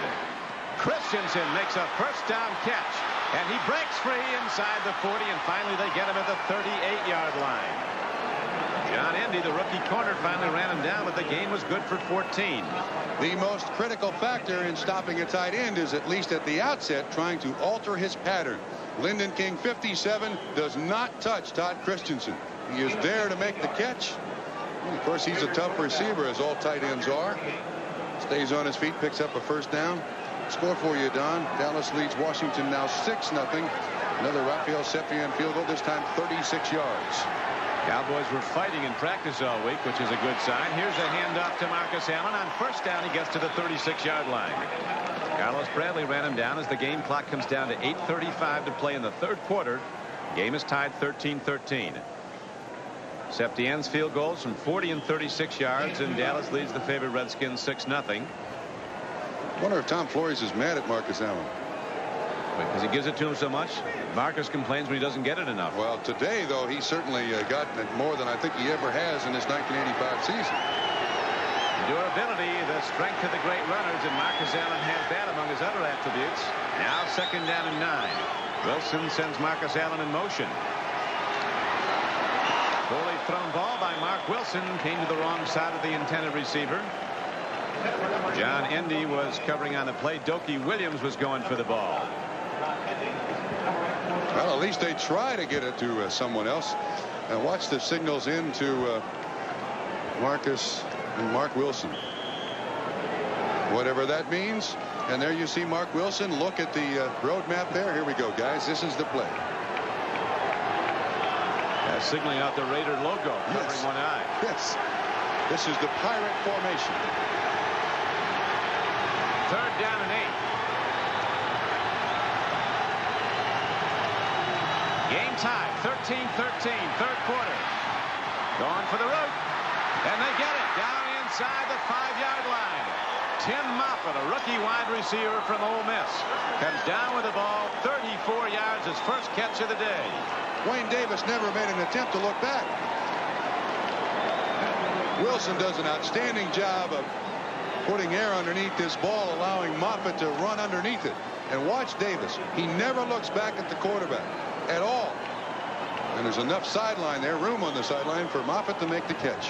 Excellent second look. Our producer today for NBC Sports is David Neal. Our director, John Gonzalez, as we have 7:53 to play in the 3rd quarter. The Raiders and the Chargers are tied 13-13. Now the Raiders go 1st and goal.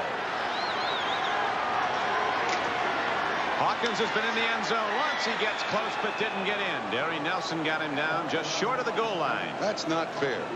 Absolutely not fair that Marcus Allen runs it every down between the 20s and they give it to Hawkins at the goal line.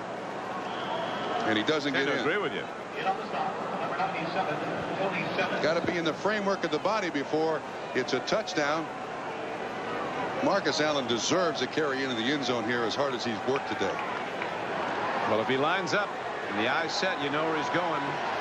Up over the top. Among the other things, this man can fly. That's where they're going. Marcus Allen is into the end zone. Touchdown Raiders. Marcus Allen, the ball carrier. 1 yard.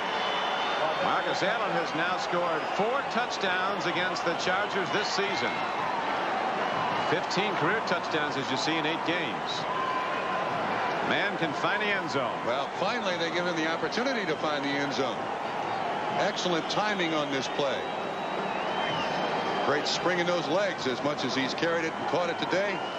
6 points for the Los Angeles Raiders. They've not played well, and they lead. Whatever it takes, but we're a long way from done. 7:11 left to play in the game. Barr drills the extra point. You'll remember he's missed one of those. Penalty markers down on the extra point. 19-13. Do we see how the extra point came out? Yeah, kicking has been a problem today. 1 blocked, 1 hit, 1 missed. 12 men on the field by the defense. Punt was good. 5 yards on the kickoff. Only works in Canada. We'll be back with the Raiders in the lead, 20-13.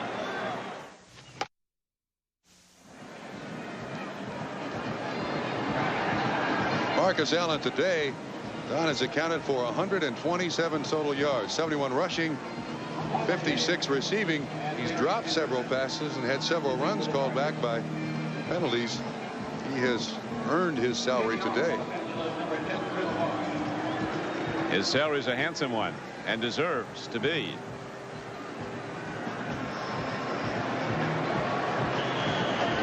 Chris Barr ready to kick it off now for the Raiders with 7:11 to play in the 3rd quarter. Los Angeles leading in this game 20-13.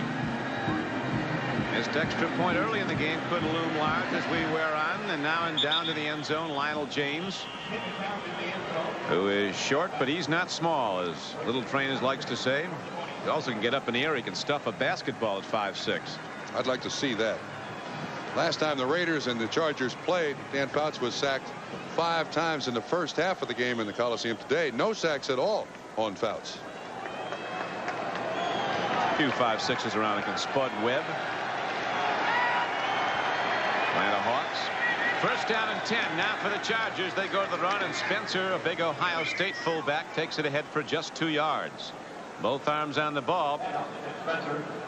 The Chargers with perhaps the most diverse offense in all of pro football, Trump, but there's only so much of it can use when you're down pinning your own end. Well, I'll tell you what, though, I think they're changing their offense on the fly here. In the last 5 or 6 games, they like to keep those 4 greatest athletes, Chandler and the 3 running backs, and at times Charlie Joyner, in the game as much as they possibly can.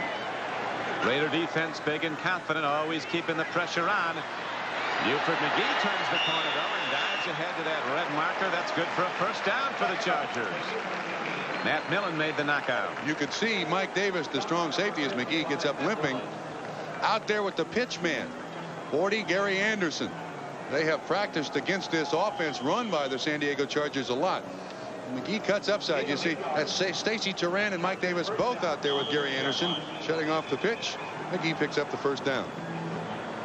Buford McGee with a heavy limp now coming off the field. We've had a lot of turned ankles in this game. You were saying, no, Trump, you think this is about the best playing field in the league? Consistently, this is one of the best fields that you'll play on. Although last year it was very bad. I can't tell you why. They called it Astro Dirt here in San Diego. It's real grass, though. Oh, yeah. Buford McGee sits down. Now Dan Fouts takes a look at a new formation, which he sets up. Anderson, the wing back to the lower portion of your screen. James goes in motion. Fouts gunning the ball long. Anderson is out there diving for the ball. He can't get it to the 42-yard line of the Raiders. Dan Fouts spreads the ball around. If you get open, he'll get you the ball. That is correct. Also one of those timing quarterbacks. Often wondered why the San Diego Chargers, such a prolific throwing team, never went to the shotgun. And Ernie Zampese, their offensive coordinator, said that Fouts is a timing passer. And he likes to set up, take the ball from center. And when the team warms up before the game, he doesn't just stand there and throw that. Every single time he takes it from the center and sets up. No shotgun. Everybody wonders why they don't have one, but as you point out, it's all timing in this very in-sync passing game of the Chargers. Second down and 10 coming up now. Anderson breaks it. Oh, this is a player.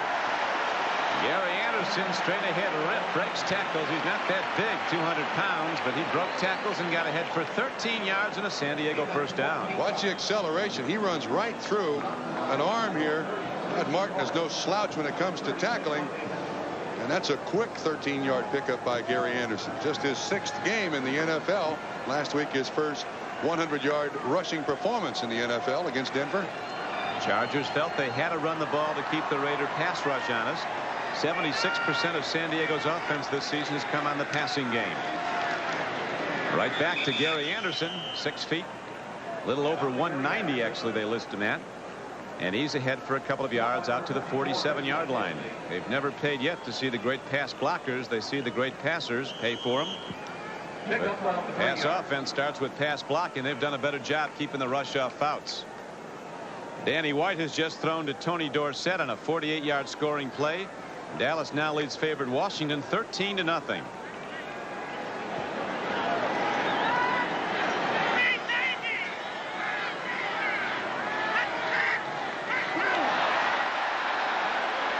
Keep going. Free play. Fouts lets her rip. Incomplete at the 33-yard line. Lyle Alzado was very open in the neutral zone. Yes, the neutral zone. He was almost out the end of the stadium. Offsides. Number 77 on the defense. Holding. Number 68 on the offense. Offset. Second down. Offset. That's Kowalski on the other side. Top of the screen. Lyle Alzado clearly offsides. Bottom of the screen, 68 holding on Long. I had a player, I won't mention his name. When the latter stages of a game, he played defensive line. He would always jump off sides just to get his name mentioned on television. It was in his game plan. Man sounds like a real asset. I'm surprised he's not still in the league. Used to play here. You got to tell us who that is. Here is Tim Spencer open inside the 40, inside the 35. Matt Dundally's down to the 24-yard line of the Raiders. A 28-yard gain. Don, this is another blown coverage by the Los Angeles Raiders. Very uncharacteristic of the Raiders. Watch Spencer just step outside. There's a blitz coming. No one picks up Spencer, and he's off to the races. He's a big guy. It's a nice tackle by Bill Backel, almost 30 yards down the field after rushing the quarterback. The big Buckeye from Ohio State, Tim Spencer, with a 28-yard reception. Now the ball's positioned inside the 25-yard line of the Raiders. Los Angeles leads 20-13. 4 minutes to play in the third quarter. Don Criqui with Bob Trumpy at San Diego. Kellen Winslow with a penalty marker down. Not down. He's going in. Winslow takes on tacklers Kellen Winslow's in the end zone. There is a marker down, though, and it's in the Raiders secondary. This may be an offensive pick by the San Diego Chargers. That's what the signal Mike Davis says is going to go against San Diego. Yep, that's a pick on Lionel James. Yep, big as life. Somebody ran a pick.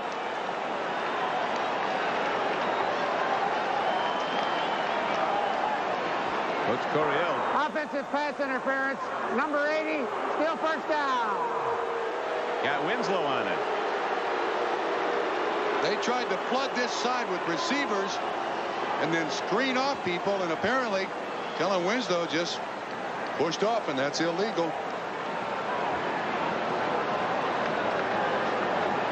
So instead of 6 and what would have been an extra point attempt that would have broken the tie, it comes back to the 35-yard line, and the Raiders still lead the game 20-13. The lone setback is the fleet Gary Anderson. He gets the ball. The Raiders get him. The 33-yard line. Buford McGee out now for the rest of the game. We're told from the Charger bench he's pulled a hamstring. So that'll hurt. He was getting the ball a lot, Buford McGee. Lionel James has been a big force in the San Diego offense, catching a lot of passes today. McGee's the guy on that pitch, too. He's the one who takes it from the quarterback and then gets it out to Gary Anderson. Let's watch Lionel James down here near side of the field, Don. He's out here by himself, and they'll have Mike Davis in coverage. Oh, look at this. Little Train James. He's going in. Touchdown, San Diego. Brilliant. Smallest player in the league right now. He's the biggest man in San Diego.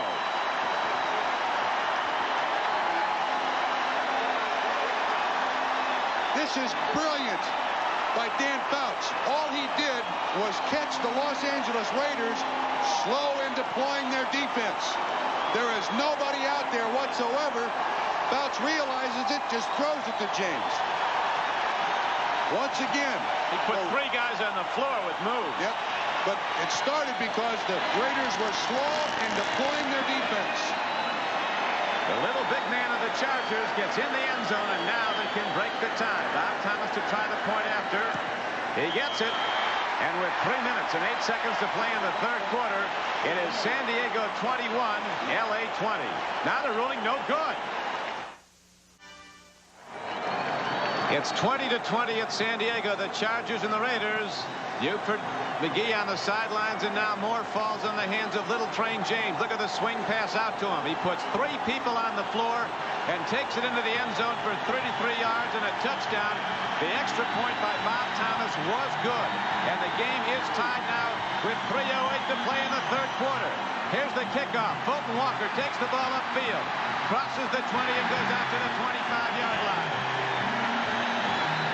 So they keep going after the hit, and right now the Raiders get the ball back, 1st and 10, but first we have to settle this. And I'll tell you what, the experience of Dan Fouts on that last touchdown was absolutely brilliant. He realized that the Los Angeles Raiders were late getting on the field, late deploying their defense. You could see at the top of the replay, Matt Millen moving, Mike Davis moving, and all he did was just signal to Lionel James, run a pattern, run anything. He set his team. Watch again at the top of the screen now. You see everybody moving around, and Matt Millen kind of jogging out there. There's nobody out there to cover Lionel James. And then he does make a couple of spectacular moves into the end zone. 20-20 the score. A lot of big people on the ground as Little Train goes into the end zone. That's Fulton Walker, who just ran back the kickoff for the Raiders. He was shaken up on the hit. 2:59 to play in the third quarter. A tie game, and we'll be back right after this. Big play by Little Train James has San Diego rocking right now. Don, I'll tell you one thing. What Don Coryell expected to happen against the Los Angeles Raiders is coming true. Yeah. He said if we're going to win this game, it's going to be in the last 2 minutes, and so far, it's keeping true to form. We got the wave going here at San Diego Jack Murphy Stadium as Wilson swings it out, and Marcus Allen with a blocker in front goes out of bounds at the 26-yard line. Now while we have a moment, let's go to Bob Costas and NFL 85. Bob? Don, coming into today's game at the Orange Bowl, Clayton and Duper had caught only 2 touchdown passes between them this year. Now they each have 1 today. First Duper, now Clayton on this 22-yarder from Marino. In a do-or-die situation, the Dolphins lead 14-3. Back to Don and Trump. Thank you, Bob. When you get a Shula team on the ropes, it's tough to get in the ring with them. And they've been on the ropes. Shula told his club this week, we have to win. Right now they are 14-3. Nobody's winning here. It's a tied game, 20-20. Swing pass goes to Allen. Penalty marker comes in as Marcus Allen on 2nd and 8 got to the 30. And I'll tell you what, I've been impressed with we got holding against somebody. Looks like it's going to be against the offense. Offensive holding. Offensive pass interference. Number 46. Holding. Number 57. Penalties all set. 2nd down. What I was going to say, I've been very impressed with the defense of the San Diego Chargers today. They have done an outstanding job. Lyndon King, Billy Ray Smith got out there and made some big tackles against the very potent offense of the Los Angeles Raiders. How about Little Train James? 8 receptions for 122 yards and a touchdown. That was some touchdown. That's today. Yeah, that's today. That's today. That is a season for a lot of guys. Here's a hand up to Marcus. To the 30 on 2nd and 8. Be 3rd and 5. Fulton Walker has bruised ribs. They're not sure if he'll be back today. Marcus getting up a limping. I'll tell you that Marcus Allen is bulletproof. He carries the ball, gets hit. Everybody out there is trying to put a helmet on him. And he took the hardest hit I've seen in the last 5 years last year at Denver. He never missed a play. He stayed in the game. Well, they got to pack him in styrofoam the other 6 days of the week, though.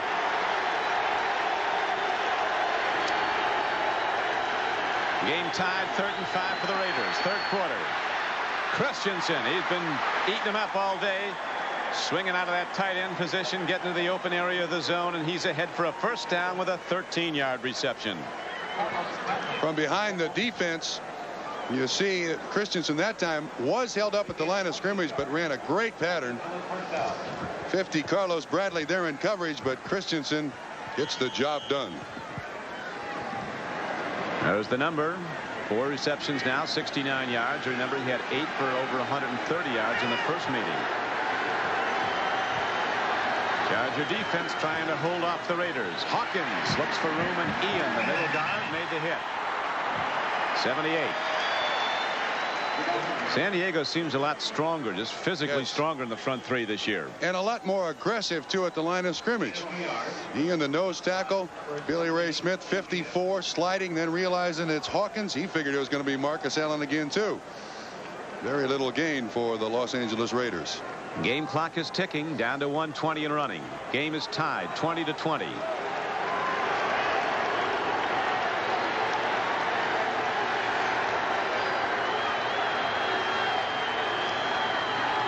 Mark Wilson. Open is Jesse Hester.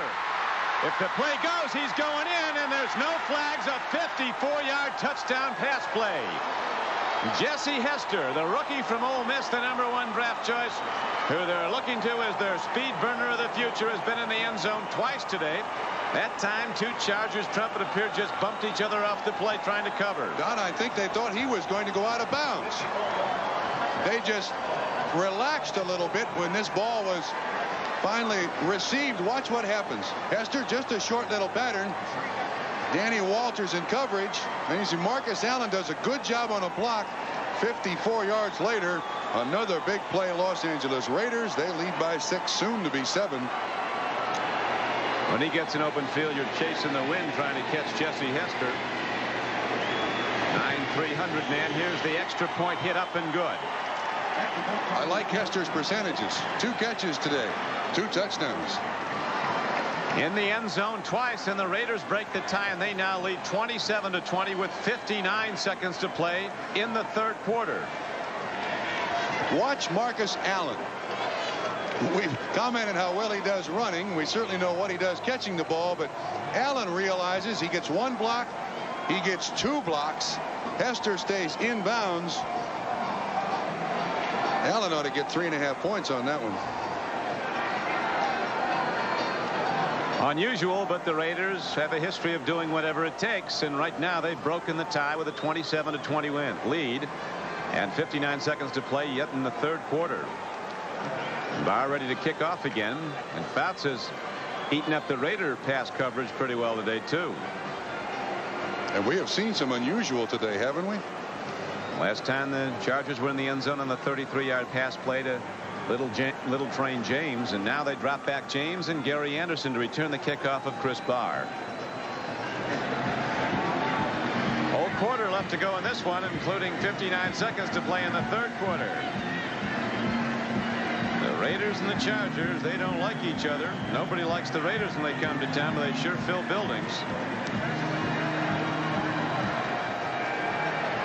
James at the 2-yard line. Amazing little man. He'll go into those big piles of big people. All of a sudden you'll see him shoot out one end of it. Yeah, he's a very durable back too for his size, 5'6". And I think they're being very generous in saying he's 170. I kind of doubt that 5'6 1/4. And he's almost got the bottom of his number tucked all the way down in his pants. He's so short. He's in the backfield now. At full house backfield, they run the option off this. Let's see what they go to on 1st down and 10.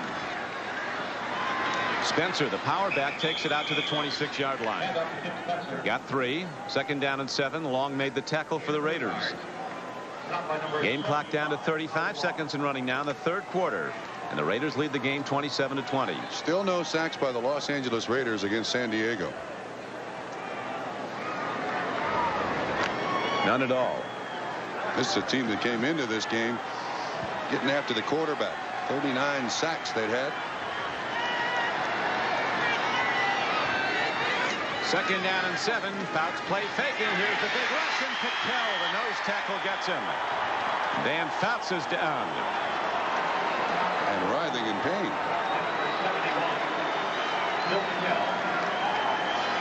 Yeah, he looks like he split the bridge of his nose there. Pickell comes from right over the center. No, Ed White couldn't quite get him. And it looks like his helmet comes down on the top of his nose. First sack of the day. And 40th of the season for the Los Angeles Raiders. By the way, they have 11 guys with sacks this season. Can you imagine that? The only starter who doesn't have the sack, Lester Hayes. Is that right? Yeah. We'll be back after these messages from your local station. Dan Fouts has missed almost 4 complete games this season with injuries. He's not finished the last 2 seasons because of injuries. They've got to take good care of him. He was hit in the nose the last time, as you see the pretty even numbers. But on the scoreboard, the Raiders, through 3 quarters of play, lead 27-20.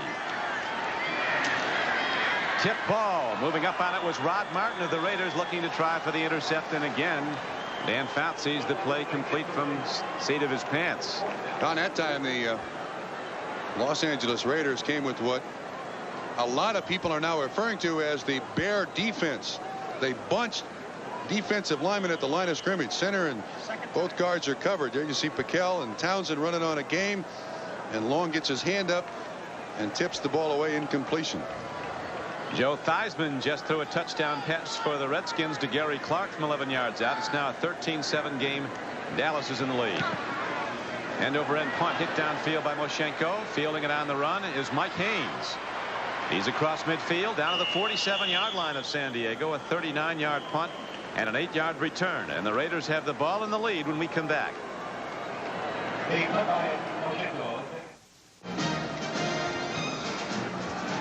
Carlos Bradley shaken up for the San Diego Chargers. He's helped off the field. He had a big game today. Intercepted one earlier, remember. Bad ankle for Carlos, and Woodrow Lowe will come into the game to play injured. The 10-year veteran from Alabama who's been such a big part of the Charger team over the last decade. I'm going to bet the Los Angeles Raiders go right at 51. Woody Lowe.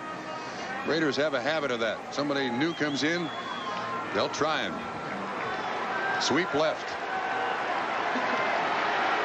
Let's find out now as we go from an open set in the backfield. Second back through, Marcus Allen. Quick move to the outside, but Derry Nelson, the young linebacker from Nebraska, filled and made the tackle for the Chargers as with 14:35 to play in the game. The 2nd down and 7. Field position in the second half now, certainly in favor of the Los Angeles Raiders, and this time they start inside the San Diego part of the field. Chargers need the ball back. Raiders in that big touchdown pass play, the second of the day, to Jesse Hester of a 27-20 lead. Wilson looking for more. Marcus Allen's out there, and at the last moment the ball is slapped away from him. It would have been 6. Now we go back to Bob Costas in NFL 85. All right, Don, at the Orange Bowl, the Jets moved to within 4 of the Dolphins at 14-10. Ken O'Brien on the pass to Freeman McNeil. The play covers 14 yards. Now, Pat Leahy has a field goal in this game for the Jets, but he's also missed 3 within his range, and that's the difference right now. Bad day for the Booters, as back here in San Diego, Bob Thomas of the Chargers has missed 2 rather sure shot field goals. And it's a 27-20 game. Raiders in the lead. Raiders with the ball. 3rd down and 7. They get Wilson. Markers down. Fred Robinson. Big dog from Miami, they call him. Had 2 sacks last week. Rookie from Miami of Florida. It's going to be against the defense. Yep. That's what it is. So the sack is negated and a personal foul call against the defense. Boy, the defense has played so well to this point in the ball game. You certainly hope that they're not just falling apart here.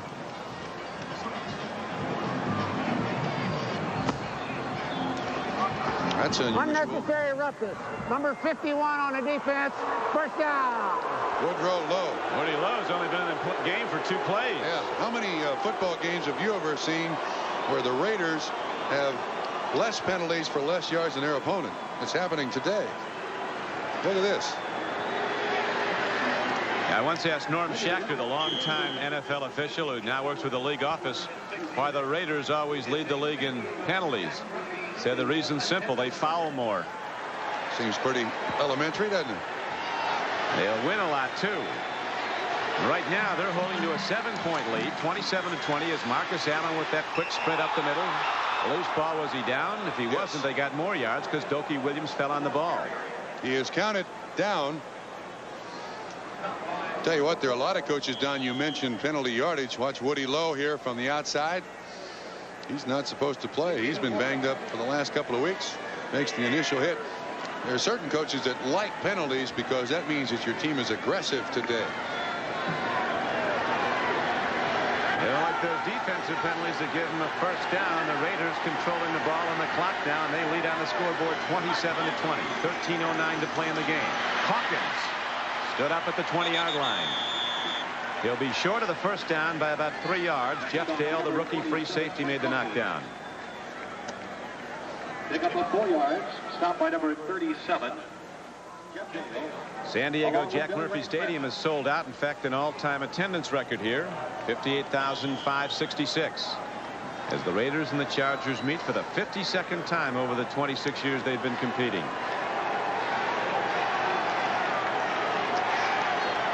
Raiders looking for their 8th straight win over San Diego. Chargers looking to get the ball now if they can. It'll be 3rd down and a long 2 for Los Angeles. Hawkins the lone setback. Wilson takes a look.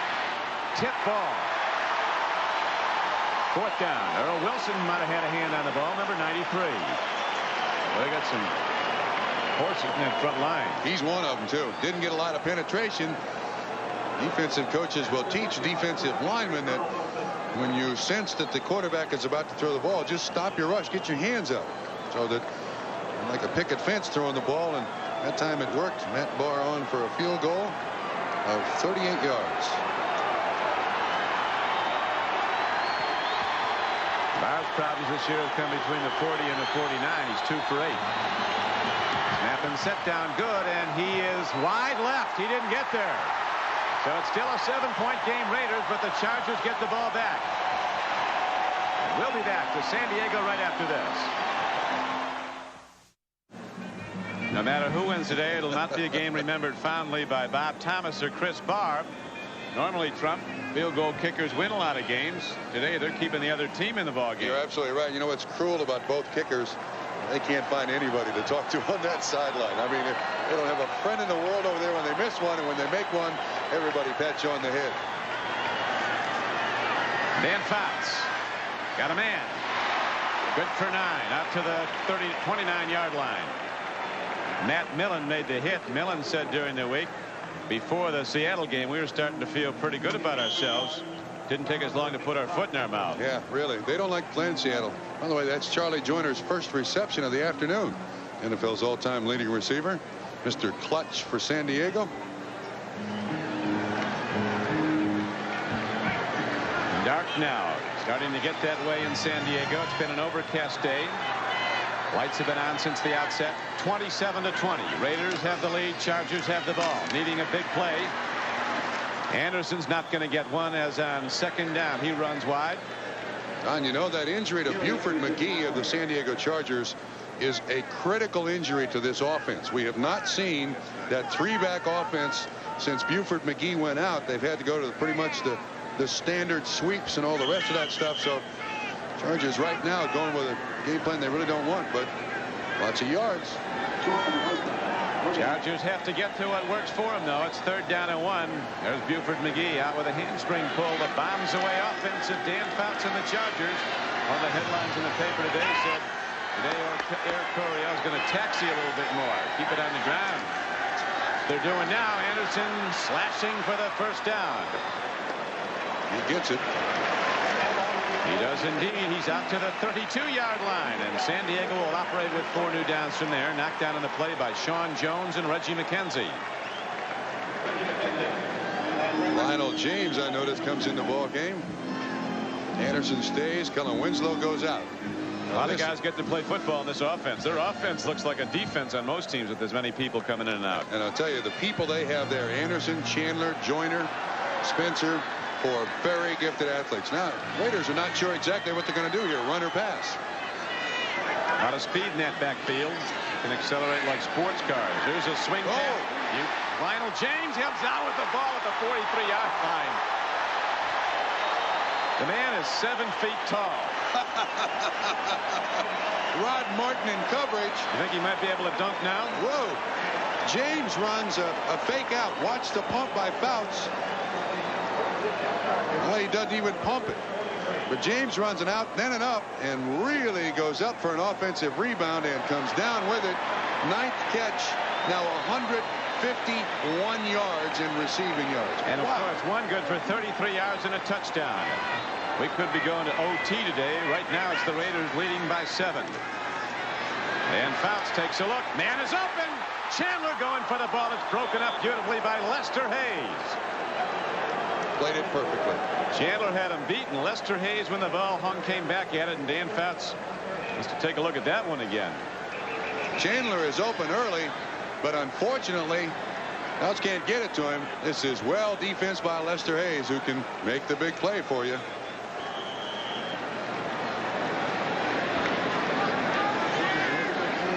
The words of Coryell. Looming larger. This is going to come right down to the final gun, said Don Coryell to his team all week. Only the same quarterback goes over the 300-yard mark for the Raiders, and he's the only one to do it. It's news when he doesn't go over 300 yards. That's true. That's true. 2nd down. Anderson finds a way to get about 4 as he's inside the 40-yard line of the Raiders. Knocked down by Rod Martin, Pro Bowl linebacker for Los Angeles, and that team's leading tackler. One of the most exciting 2 players in the NFL in 1985. One is one that weighs 325 pounds and one that weighs half that much. James and William Perry.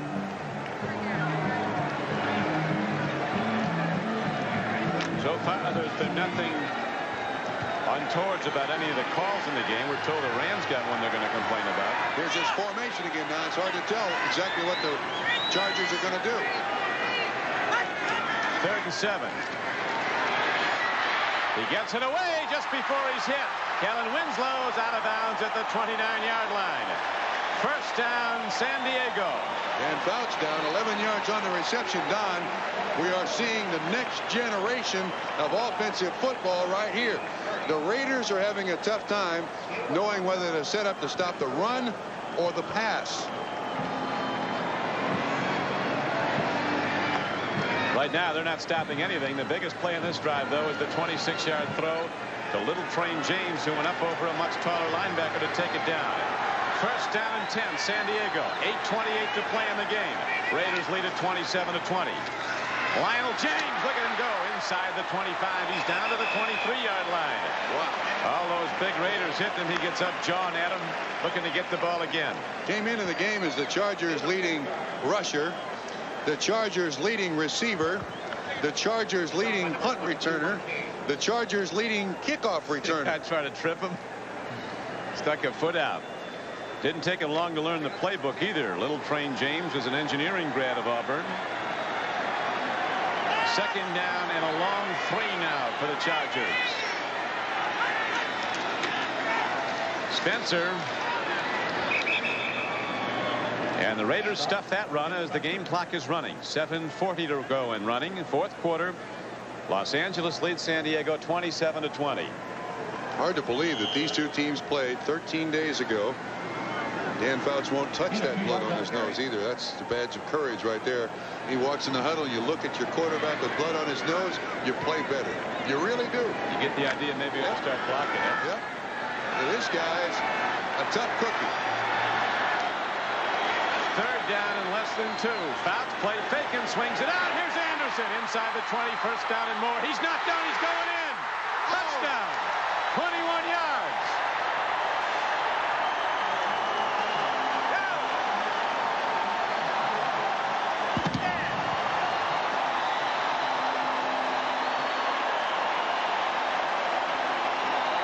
Can't remember a game with more big plays in his 1985 season. This one's really been fun. Raiders can't tell whether they're going to run or pass. Watch the move here. Davis sets him up squarely. He runs right through his arms. Haynes into the end zone. An extra point, and we're going to have a tie ball game. I used to have a tremendous receiver here named Gary Garrison. They called the Ghost. This looks like the new Ghost. Now you see him, now you don't. A puff of smoke. Gary Anderson, he goes into the end zone. Extra point is good, and the game is tied.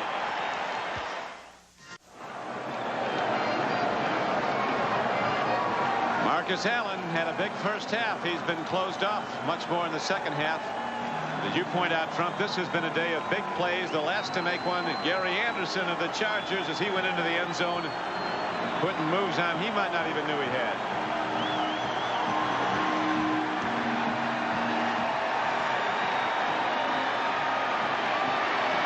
Sam Seal, he's a flyer, but not on this play as he's stuck back. He's in trouble now, and they're going to run him out of bounds inside the 20 at the 16-yard line. The Chargers special teams are inspired by the big play of the offense that tied the game. It's 27-27 with 6:54 to play.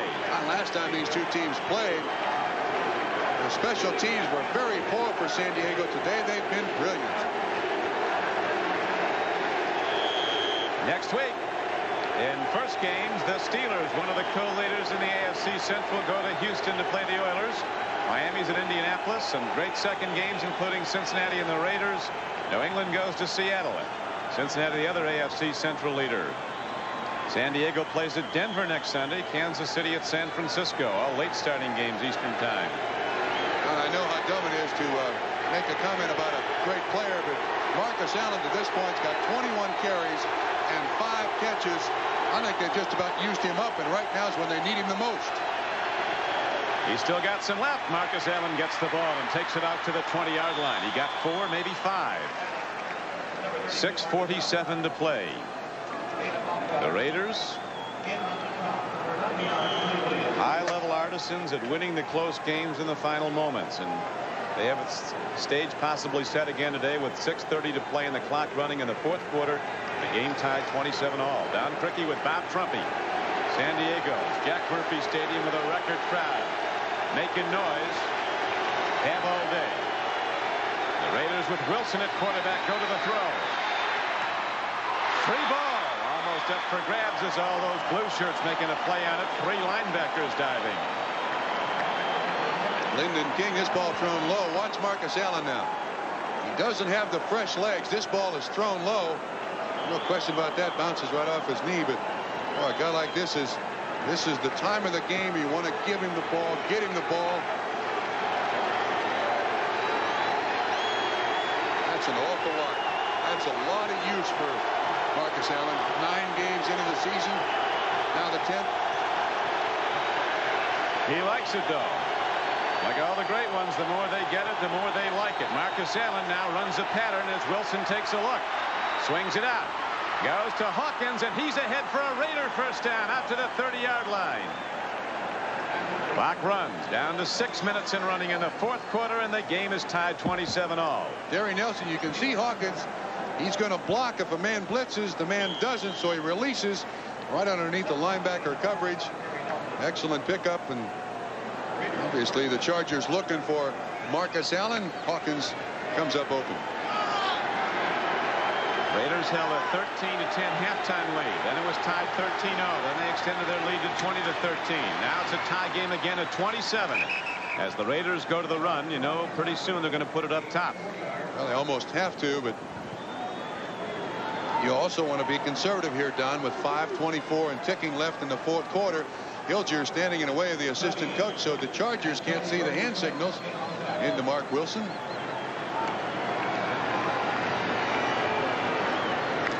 Ball position at the 34-yard line.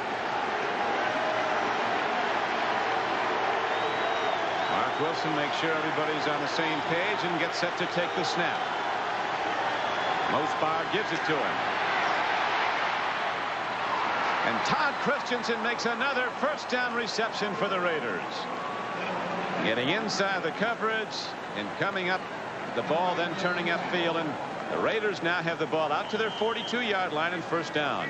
Nobody held up Todd Christensen.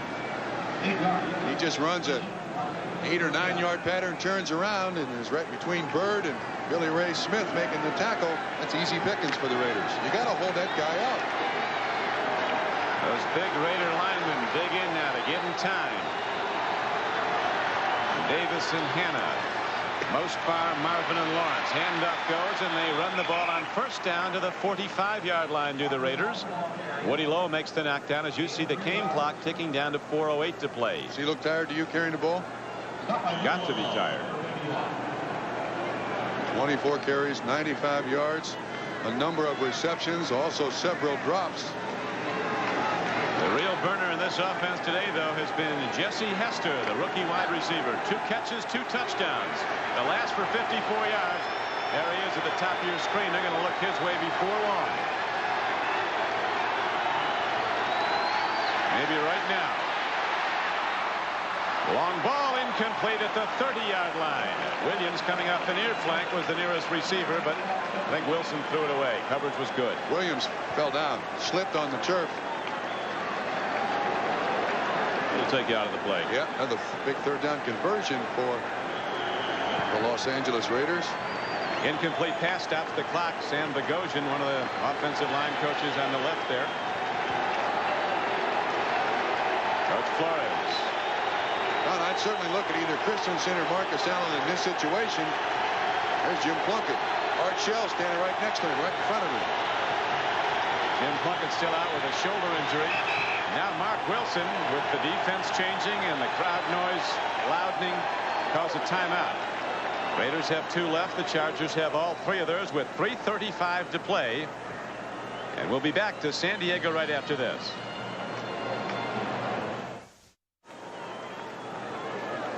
The 85 NFL season starts down the stretch run of regular season play pretty soon. Some good matchups next week. It all begins next Sunday with NFL 85 here on NBC Sports. And NFL Commissioner Pete Rozelle will be the guest, as the games include Pittsburgh at Houston, Miami at Indianapolis, the Bills at Cleveland. Then in late starting games, the Raiders are at home to play the Bengals, who won again today and are co-leader in the AFC Central. The Patriots go to Seattle. Seahawks won today. So did New England. San Diego goes to Denver. Always a tough place to win a football game. Did I hear that they're going to have a live audience? Yeah, a live studio audience in NFL 85. Asking questions of the commissioner. But right now, we've got 3:35 to play at San Diego. Don Criqui with Bob Trumpy. The Raiders, who've won 7 straight games against the Chargers, lining up in this tie game, 3rd down and 7. A lot of speed on both flanks. Lone setback is Hawkins. Here comes the rush. Wilson gets time. The goal is caught by Christensen, and he fights his way ahead. It looks like he has the first down to the 47. On sheer strength, Todd Christensen fights his way ahead for 4 new downs. John Hendy in the coverage. Tight ends got to expect contact and then win that contact. It's a spin. Then he kind of elbows him out of the way, makes the catch, keeps his body between the ball and the defensive back, and another big first down pickup. Has not been a great day for the place kickers, but this game comes down to that. Pressure building. We're inside 3 minutes to go. First down. Marcus Allen has plenty left as he's down to the 36-yard line. He has another Raider first down with 2:45 to play. Over 100 yards, and certainly didn't look tired on that play, did he? 25 carries. It's what, his 5th 100-yard game this season. You get in Marcus Allen's numbers every week. There's some new record. They break their own. Pretty impressive. The lone loss last week to Seattle. There were 13 100-yard rushing performances, 2 in 1 game, so that meant that there were 12 games, and of the 12 games, 11 teams won. The Raiders the only loser. And we pause briefly for station identification. This is the NBC television network. KCST-TV, San Diego. We're at San Diego, where Coach Don Coryell to the right looks on. The Raiders have the ball. The Raiders and the Chargers tied 27 all with 2:26 to play in the game. Clock is running as the Raiders go 1st and 10 from the 37. Hawkins turns the corner, and he's down inside the 25-yard line. Gilbert and Jeff Dale, the safeties, got him as we're going to wind down to the 2-minute warning. An 11-yard run by Frank Hawkins. Great block, too, by Marcus Allen out in front of him. And in case you're wondering, Chris Barr's longest successful field goal of the 1985 season, 41 yards. So the 2-minute warning is given. We'll be back. What did you decide? Quarterback Mark Wilson. All the scores and the stories of this 10th Sunday of play in the National Football League coming up when this game concludes when we go to NFL 85. Right now, though, we've got 2 minutes to go, and there's nobody better in the pro football business than the Raiders at playing beat the clock, as Chris Barr thinks the lonely thoughts of a place kicker whose foot might decide a football game. And when you miss a field goal and you're a field goal kicker, you might as well speak a foreign language, because nobody's going to be talking to you. Only position in football where a guy can know nothing about the game of football and decide a game. Look at that drive. Barr knows a lot about it, but there's been guys who've played in this league. John Smith of the New England Patriots, first NFL game he ever played in was the first one he was ever at or saw. Over from England. 2 minutes to go, and the Raiders, masters of beat the clock, set up now. First down and 10. Looking to angle. They want to use up some clock, though. Fouts can go a long way with that much time. Marcus Allen looks to turn the corner. He stops the clock with 1:54 to play. Danny Walters ran him out of bounds. You'll remember Walters' big play in the first quarter. The opening Raider drive right down the field. Then Walters intercepted in the end zone to stop a touchdown. Remember, this drive started at the Los Angeles Raiders 16-yard line. This has been a brilliant drive by the Los Angeles Raiders. A lot of prep went into it, too. Carlos Bradley went out, injured ankle. Seen a lot of troops go down in this game. 1:54 to play, and the game is tied 27 all. Watch Christensen. Always. He's set to the left, to the top of your screen. 46, running a pattern. Wilson takes a look at him. Throws. Christensen is in the end zone for a touchdown. I don't believe it. 24 yards and a touchdown. It's not over yet, though. 1:49 to play. Low 5. A whole new way to celebrate. These guys have experienced every celebration there is on a football field. Don, this is an excellent pattern run by Christensen. He gets an outside release. Now he's got a cornerback, Gilbert, right there with him. You see the move up inside. I'll tell you what, that guy plays tight end like a wide receiver. 2 games he is absolutely just beaten up on the San Diego Chargers. tell you one thing, 245-pound tight end Bird didn't cover himself with Flory trying to cover him. A little defensive back supposed to be a specialist to that. But Christensen beats him with a move, and the Raiders now go for the extra point, which they get. 1:49 to play, and it's 34-27. The Chargers get it back. The lineup tonight on NBC television leads off with Punky Brewster, the NBC Sunday night movie Streets of Justice. His wife and child were murdered, and he's fighting back. All right, watch this touchdown again. The release, a little fake outside. Burt bites on it. Christensen in 2 games, 14 catches, 142 yards against the San Diego Chargers. And I'd watch this kickoff. They just had a meeting over here on the sideline. Watch for something funny here by the Chargers. Spinner hit down. Little Train takes it at the goal line. He's out to the 29-yard line. Something funny is Little Train busting at the distance. Yeah, well, I thought they were going to run a reverse or something because they met for the longest time on the sideline, and here comes that San Diego 2-minute offense. The bombs away offense of the San Diego Chargers. If anybody can get him down there, Fouts is the man. Christensen might have had the game winner on his last reception, the touchdown catch. With 1:43 left to play, the Chargers will try to get in the end zone. Down by 7. Fouts looks. He's got Anderson, and he is a load. This guy's got more. Look at Anderson. He's inside the 40. Look at, he's still going. And Anderson's down to the 33-yard line. And then a right cross by Mike Haynes brings him down. What a play. 38 yards. Well, this guy's going to be busy for the San Diego Chargers for the next number of years. Congratulations, Mr. Alex Spanos, for signing him to a contract. There's 1 shot at him. There's 2, 3, 4. Watch this right cross by Mike Haynes bringing him down. Whoop. Yes, sir. To the ground. He is a brilliant athlete. And he gets the Chargers in position, but field goals are of no account now. They need a touchdown. They need an extra point to send this to overtime. Washington has been beaten by Dallas. Final score, the Cowboys 13, the Redskins 7.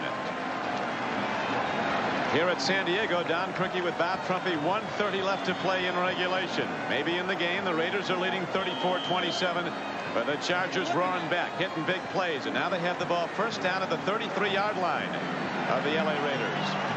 Chandler on the right flank. Jermaine Johnson on the left.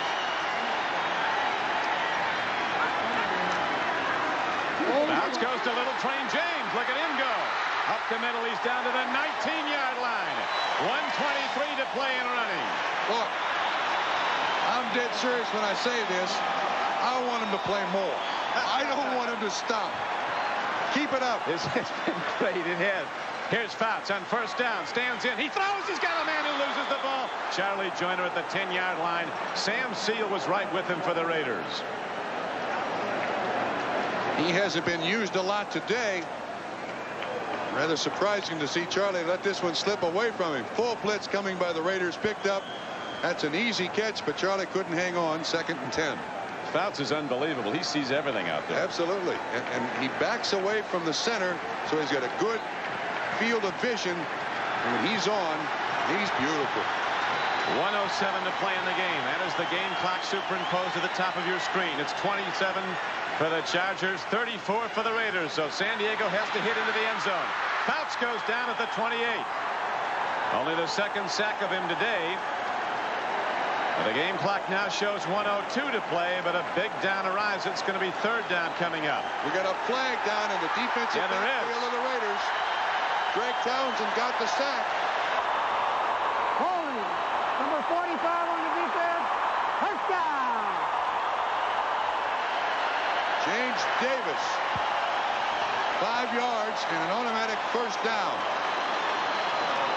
You have no idea how big a penalty that was.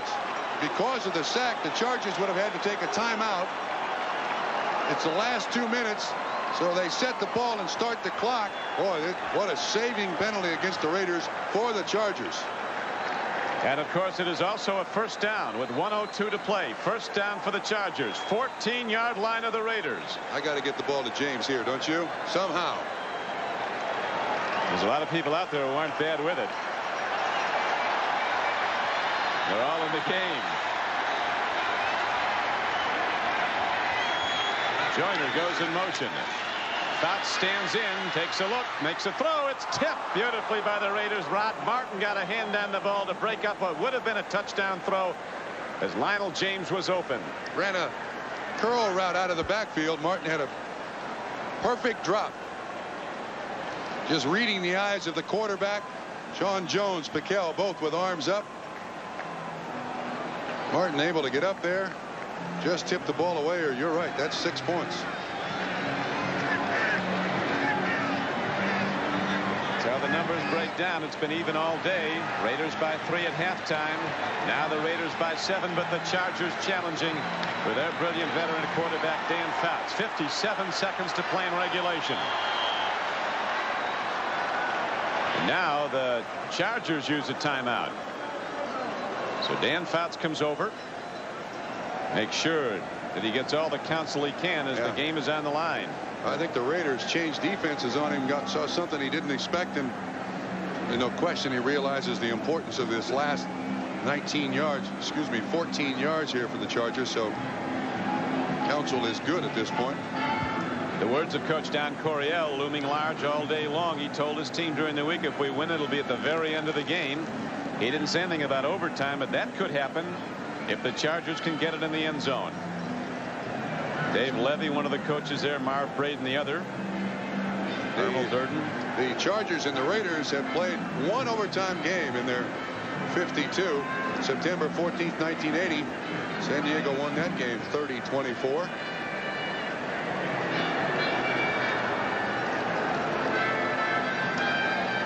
The AFC West has gained the reputation as the best in football.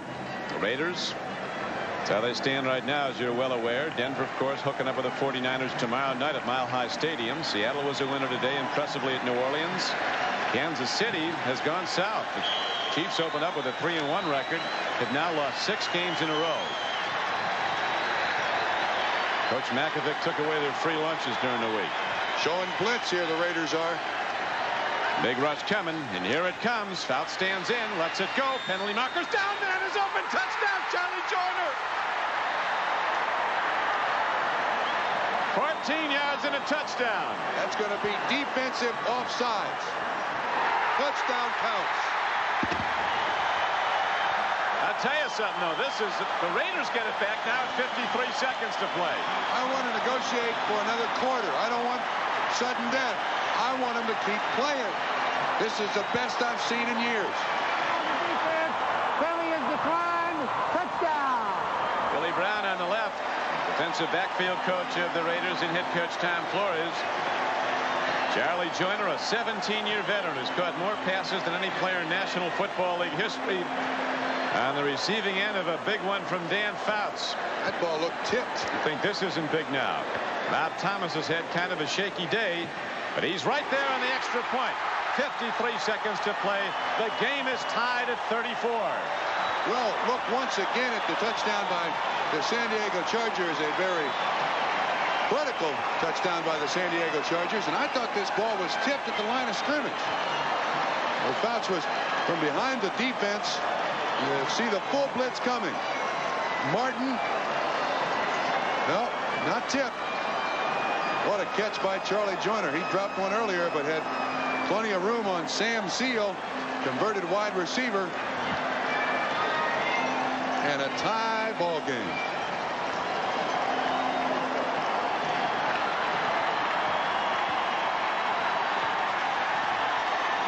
So the Raiders will get it back with 53 seconds to play. And Moshenko, the rookie from Michigan State, will hit this as hard as he'd ever hit a football in his life. No squid kicking here. Yeah, that drive started at the San Diego 29 and took, I'd say, maybe a minute and no more than a minute to get the ball in the end zone. 56 seconds to get it that far and in the end zone. Gary Anderson, the big guy in the drive. Fulton Walker back in with bruised ribs. Little did the Raiders think when they scored with what, just over a minute to play, they'd have to beat the clock again, but they will now. Game tied, 53 seconds left. Back deep to receive. Fulton Walker's back in the game. Was shaken up earlier. He's in the near side. On the far side is Sam Seal, who was just beaten on that play by Charlie Joyner. Moshenko hits the ball deep. They'll not bring that out. The Raiders have 53 seconds to get in field goal range. Don, you got a choice now if you're the Los Angeles Raiders. Do you try for the field goal range, or do you simply try for overtime? And the biggest play in overtime is the coin flip. Hey, there's no doubt about what the Raiders do right here. They go for get it downfield as fast and as well as they can and get in field goal range. Chris Barr's longest field goal in 1985, 41 yards. What a game. Okay, he's made a lot of big ones to win games in his career, and so has Bob Thomas. Now the Chargers, the Bears' all-time leading scorer in his 10 seasons there. So the pressure now on the quarterback of the Raiders, Mark Wilson, to get the ball upfield. He's going to go to the run, and Marcus Allen breaks it out to the 30-yard line as they look to catch the Chargers in an all-out rush. Got ahead for 10. 44 seconds left, and got an official timeout to check the markers. Raiders take the timeout. Raiders take the timeout. That's a first down by Marcus Allen. Notice the Chargers are playing almost a prevent defense. They're playing a 3-deep zone with. People have lost a lot of games doing that against the Raiders. Yeah, that's true. 44 seconds left. Awful lot of fans out there say, wait a minute, I don't understand why you go to that prevent defense. It doesn't prevent anything. But the science of the defense is all you're trying to do is protect the yardage behind you. You don't care if they catch it in front of you. You're hoping that they either go out of bounds or the clock eats up the time before they get enough yardage to be in a field goal attempt range. Mark Wilson, a quarterback who's not received many cheers at home in his career as a professional. Most of his career has been spent as a backup to injured Jim Plunkett, which is what brought him to the lineup again this year. Has missed 2 seasons with injuries. In the past as Mark Wilson, playing hurt now, though he's in much better shape than he was a couple of weeks ago. A lot of real estate between the Raiders and field goal range, but it happens fast in this league. To the offense, it looks like 100 miles. To the defense, it looks like 9 inches. First down, Raiders. Wilson takes a look. He fires, and it's incomplete at the 35-yard line. It'll be second down and 10 as Billy Ray Smith puts on a big league pop on Frank Hawkins. Clock stopped with 40 seconds to play, and it's second down and 10 Raiders. Hard to tell actually who's at fault here. Wilson does do a good job of looking down the field. That ball is certainly thrown behind Hawkins.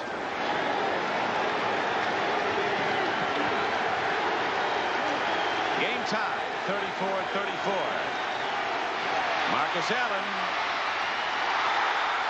fumbles forward.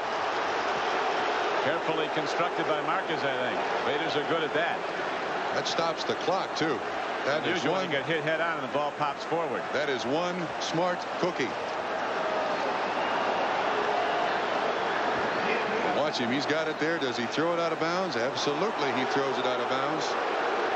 No question about it. They mark it and stops the clock. Here we go. It starts again. Now they realize what Marcus Allen was doing. They're not going to let him get away with it. And the Raiders don't realize that the clock is running. Now they finally do. I think they do. They feel it. They might take overtime. So the Raiders break the huddle at their leisure, and we're going to overtime here at San Diego. Mark Wilson's not even going to take a snap. Visiting team calls the flip of the coin.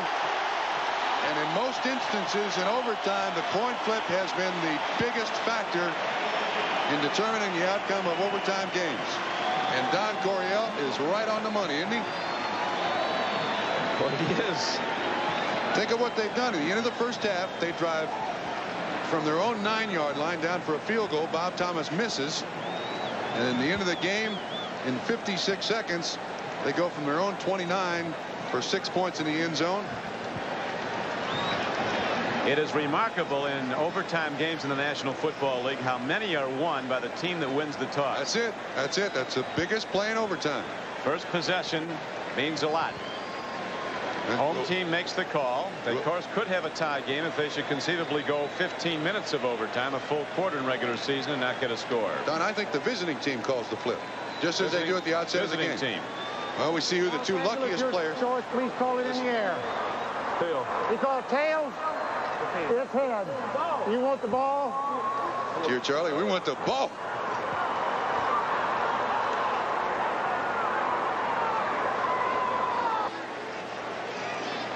Pretty basic decisions, taking a while to make. Well, Rod Martin doesn't know what goal to defend. Los Angeles won the toss. No. Goes to receive. No. San Diego won the toss. San Diego, yeah. San Diego did win the toss, and they'll get the ball, and we come back after these messages from your local station. 39 Alive. With Bob Trumpy, this is Don Criqui back at San Diego Jack Murphy Stadium. We're ready to start overtime, and the Chargers have won the toss. One of the reasons we're in overtime was something that happened earlier in the game. Chris Barr in the second quarter put some excitement back in the extra point. It was up, but Billy Ray Smith, an emerging all-pro player for the Chargers, came through and slapped it back. And so when the final numbers were up at the end of regulation, not final but regulation numbers, it was 34-34. The Jets have just come from behind on a touchdown pass from Ken O'Brien to a backup tight end Rocky Cleaver. They lead the favored Dolphins at the Orange Bowl 17-14. Duper just scored. Duper just scored after that. Miami back on top, 50 yards. 21-17 Miami now. That one has a little under a minute to play. So we start overtime as the Raiders kick off. Lionel James thinks the better of it, and he'll let it come out as a touchback.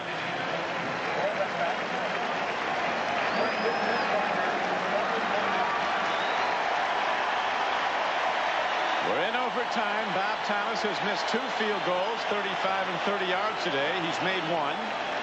Do you give him another chance in overtime? I think absolutely. The man is time tested. Kicked on a national championship team at Notre Dame. Kicked for the Bears for a long time, as we mentioned, as their all-time leading scorer. And right now, the man who makes that happen for the San Diego Chargers, Dan Fouts, gets set to roll it. First down, takes a look, swings it out. He's got a man, but not for much. Gain of 3 is all. Lionel James coming out of the backfield, cuts back at the ball. Time's not a factor now. Excuse me, an update on that Miami Jet score. Dan Marino to Mark Duper, 50 yards with 41 seconds left. So you got time for 2-3 more scores. Yeah. The way this league is going. 21-17 Miami over the Jets. Lionel James comes off the field. Wes Chandler, he's been quiet for a while, but he can explode. He's wide to the right. Lower portion of your screen. Fouts, as they pick up the blitz, goes downfield. The ball is caught out to the 45-yard line. Looked like Pete Holohan. Wow. He gets a 23-yarder. He's been quiet all day. And 400 yards to Dan Fouts. It looks so easy. Absolutely looks easy. First catch of the day by Holohan. Been somewhat forgotten. I think the Raiders are paying so much attention to James, Chandler, Stacey Turan in coverage. Big pickup. By the way, in that Miami game, Duper 8 catches, 217 yards. This is after he's out 8 weeks with a broken leg. Man jumped. Ed White, 17-year veteran, left early, so they'll call that. And it'll bring up first down and 15. Now, while they sort things out here, let's go back to Bob Costas in New York. Don, about a minute to play at the Orange Bowl. The Jets have just taken the lead, but Miami comes back. Here's Dick Enberg. Going deep and open. Touchdown, Mark Duper.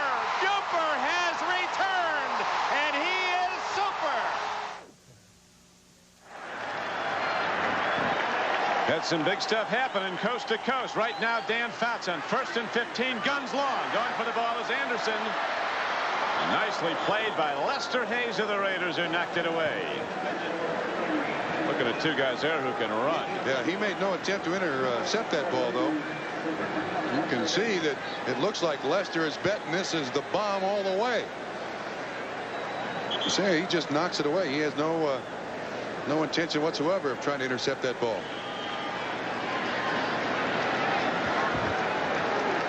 Bob Thomas gets himself set. But the Raiders right now have San Diego positioned a long way from field goal range, and 2nd down and 15 is coming up for the Chargers. Anderson. And just flies. Anderson is down to the 37-yard line. We're in overtime. The game is tied 34-all. It was a 22-yard run. Boy, he has made some big plays today. Now watch what happens. For some reason, the defense collapses. One step outside, there's nobody there. Absolutely gone. James gets a block on Stacy Turan. Anderson, that's a quick, what did you say, Dennis? How many yards? 23 yards? 23 yards on the pickup. Bob Thomas as the pressure builds. Paces the sideline. We're in overtime, tied 34-34. Spencer, head down, bowls ahead, 2 arms on the ball. Smart football with the Raiders hunting footballs right now. And the game ball now is down to the 32-yard line. Dan Fouts at his leisure, not encumbered by any clock ticking out on him. The overtime session shows 12:20 to play. Would only be a tied game if there was no scoring through a full 15-minute overtime. Only in postseason do they go to sudden death and keep playing overtimes. We've seen San Diego one of those in Miami a few years ago. Amos with a couple of misses, but a lot of big makes in his career. Fouts throws. He's got Lionel James. He's in field goal range, and he's not done till he gets to the 17-yard line. Boy, oh boy, oh boy. What an offensive display. Look at Dan Fouts. He's loving it. Going to be New Year's Eve in San Diego if the Chargers pull this one out. Especially the way they played the Raiders 2 weeks ago. He's just waiting for James. No question about it. Just a little curl pattern. James is surprised that there's no coverage on him whatsoever. Lionel James, we need a calculator to get Dennis Mnuchin's numbers together for this. Lionel James with 11 receptions, 167 yards. Mike Haynes in tackling Lionel James just, I think, knocked himself cold. Ball at the 16. Hey, look, if they score, can we still play one more drive? Can we go? I don't want it to end. Look at that. If it's through, it's good. I think Spencer might get the ball here, Trump. Here's a final scoring now from Miami. It's 21-17. The Dolphins coming from behind in the last minute to beat the Jets, who'd come from behind with 1:06 to play.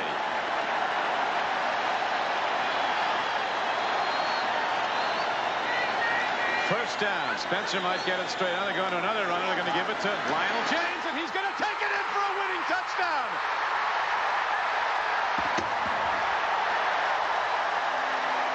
The smallest man in the NFL is 8 feet tall. Lionel Little Train James wins it.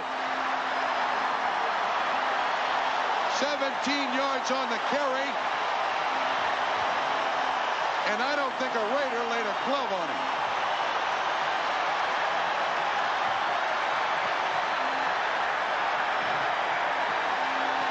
Look at him. He's 8 feet tall now. Caesar was never as big in Rome as this man's going to be in San Diego tonight.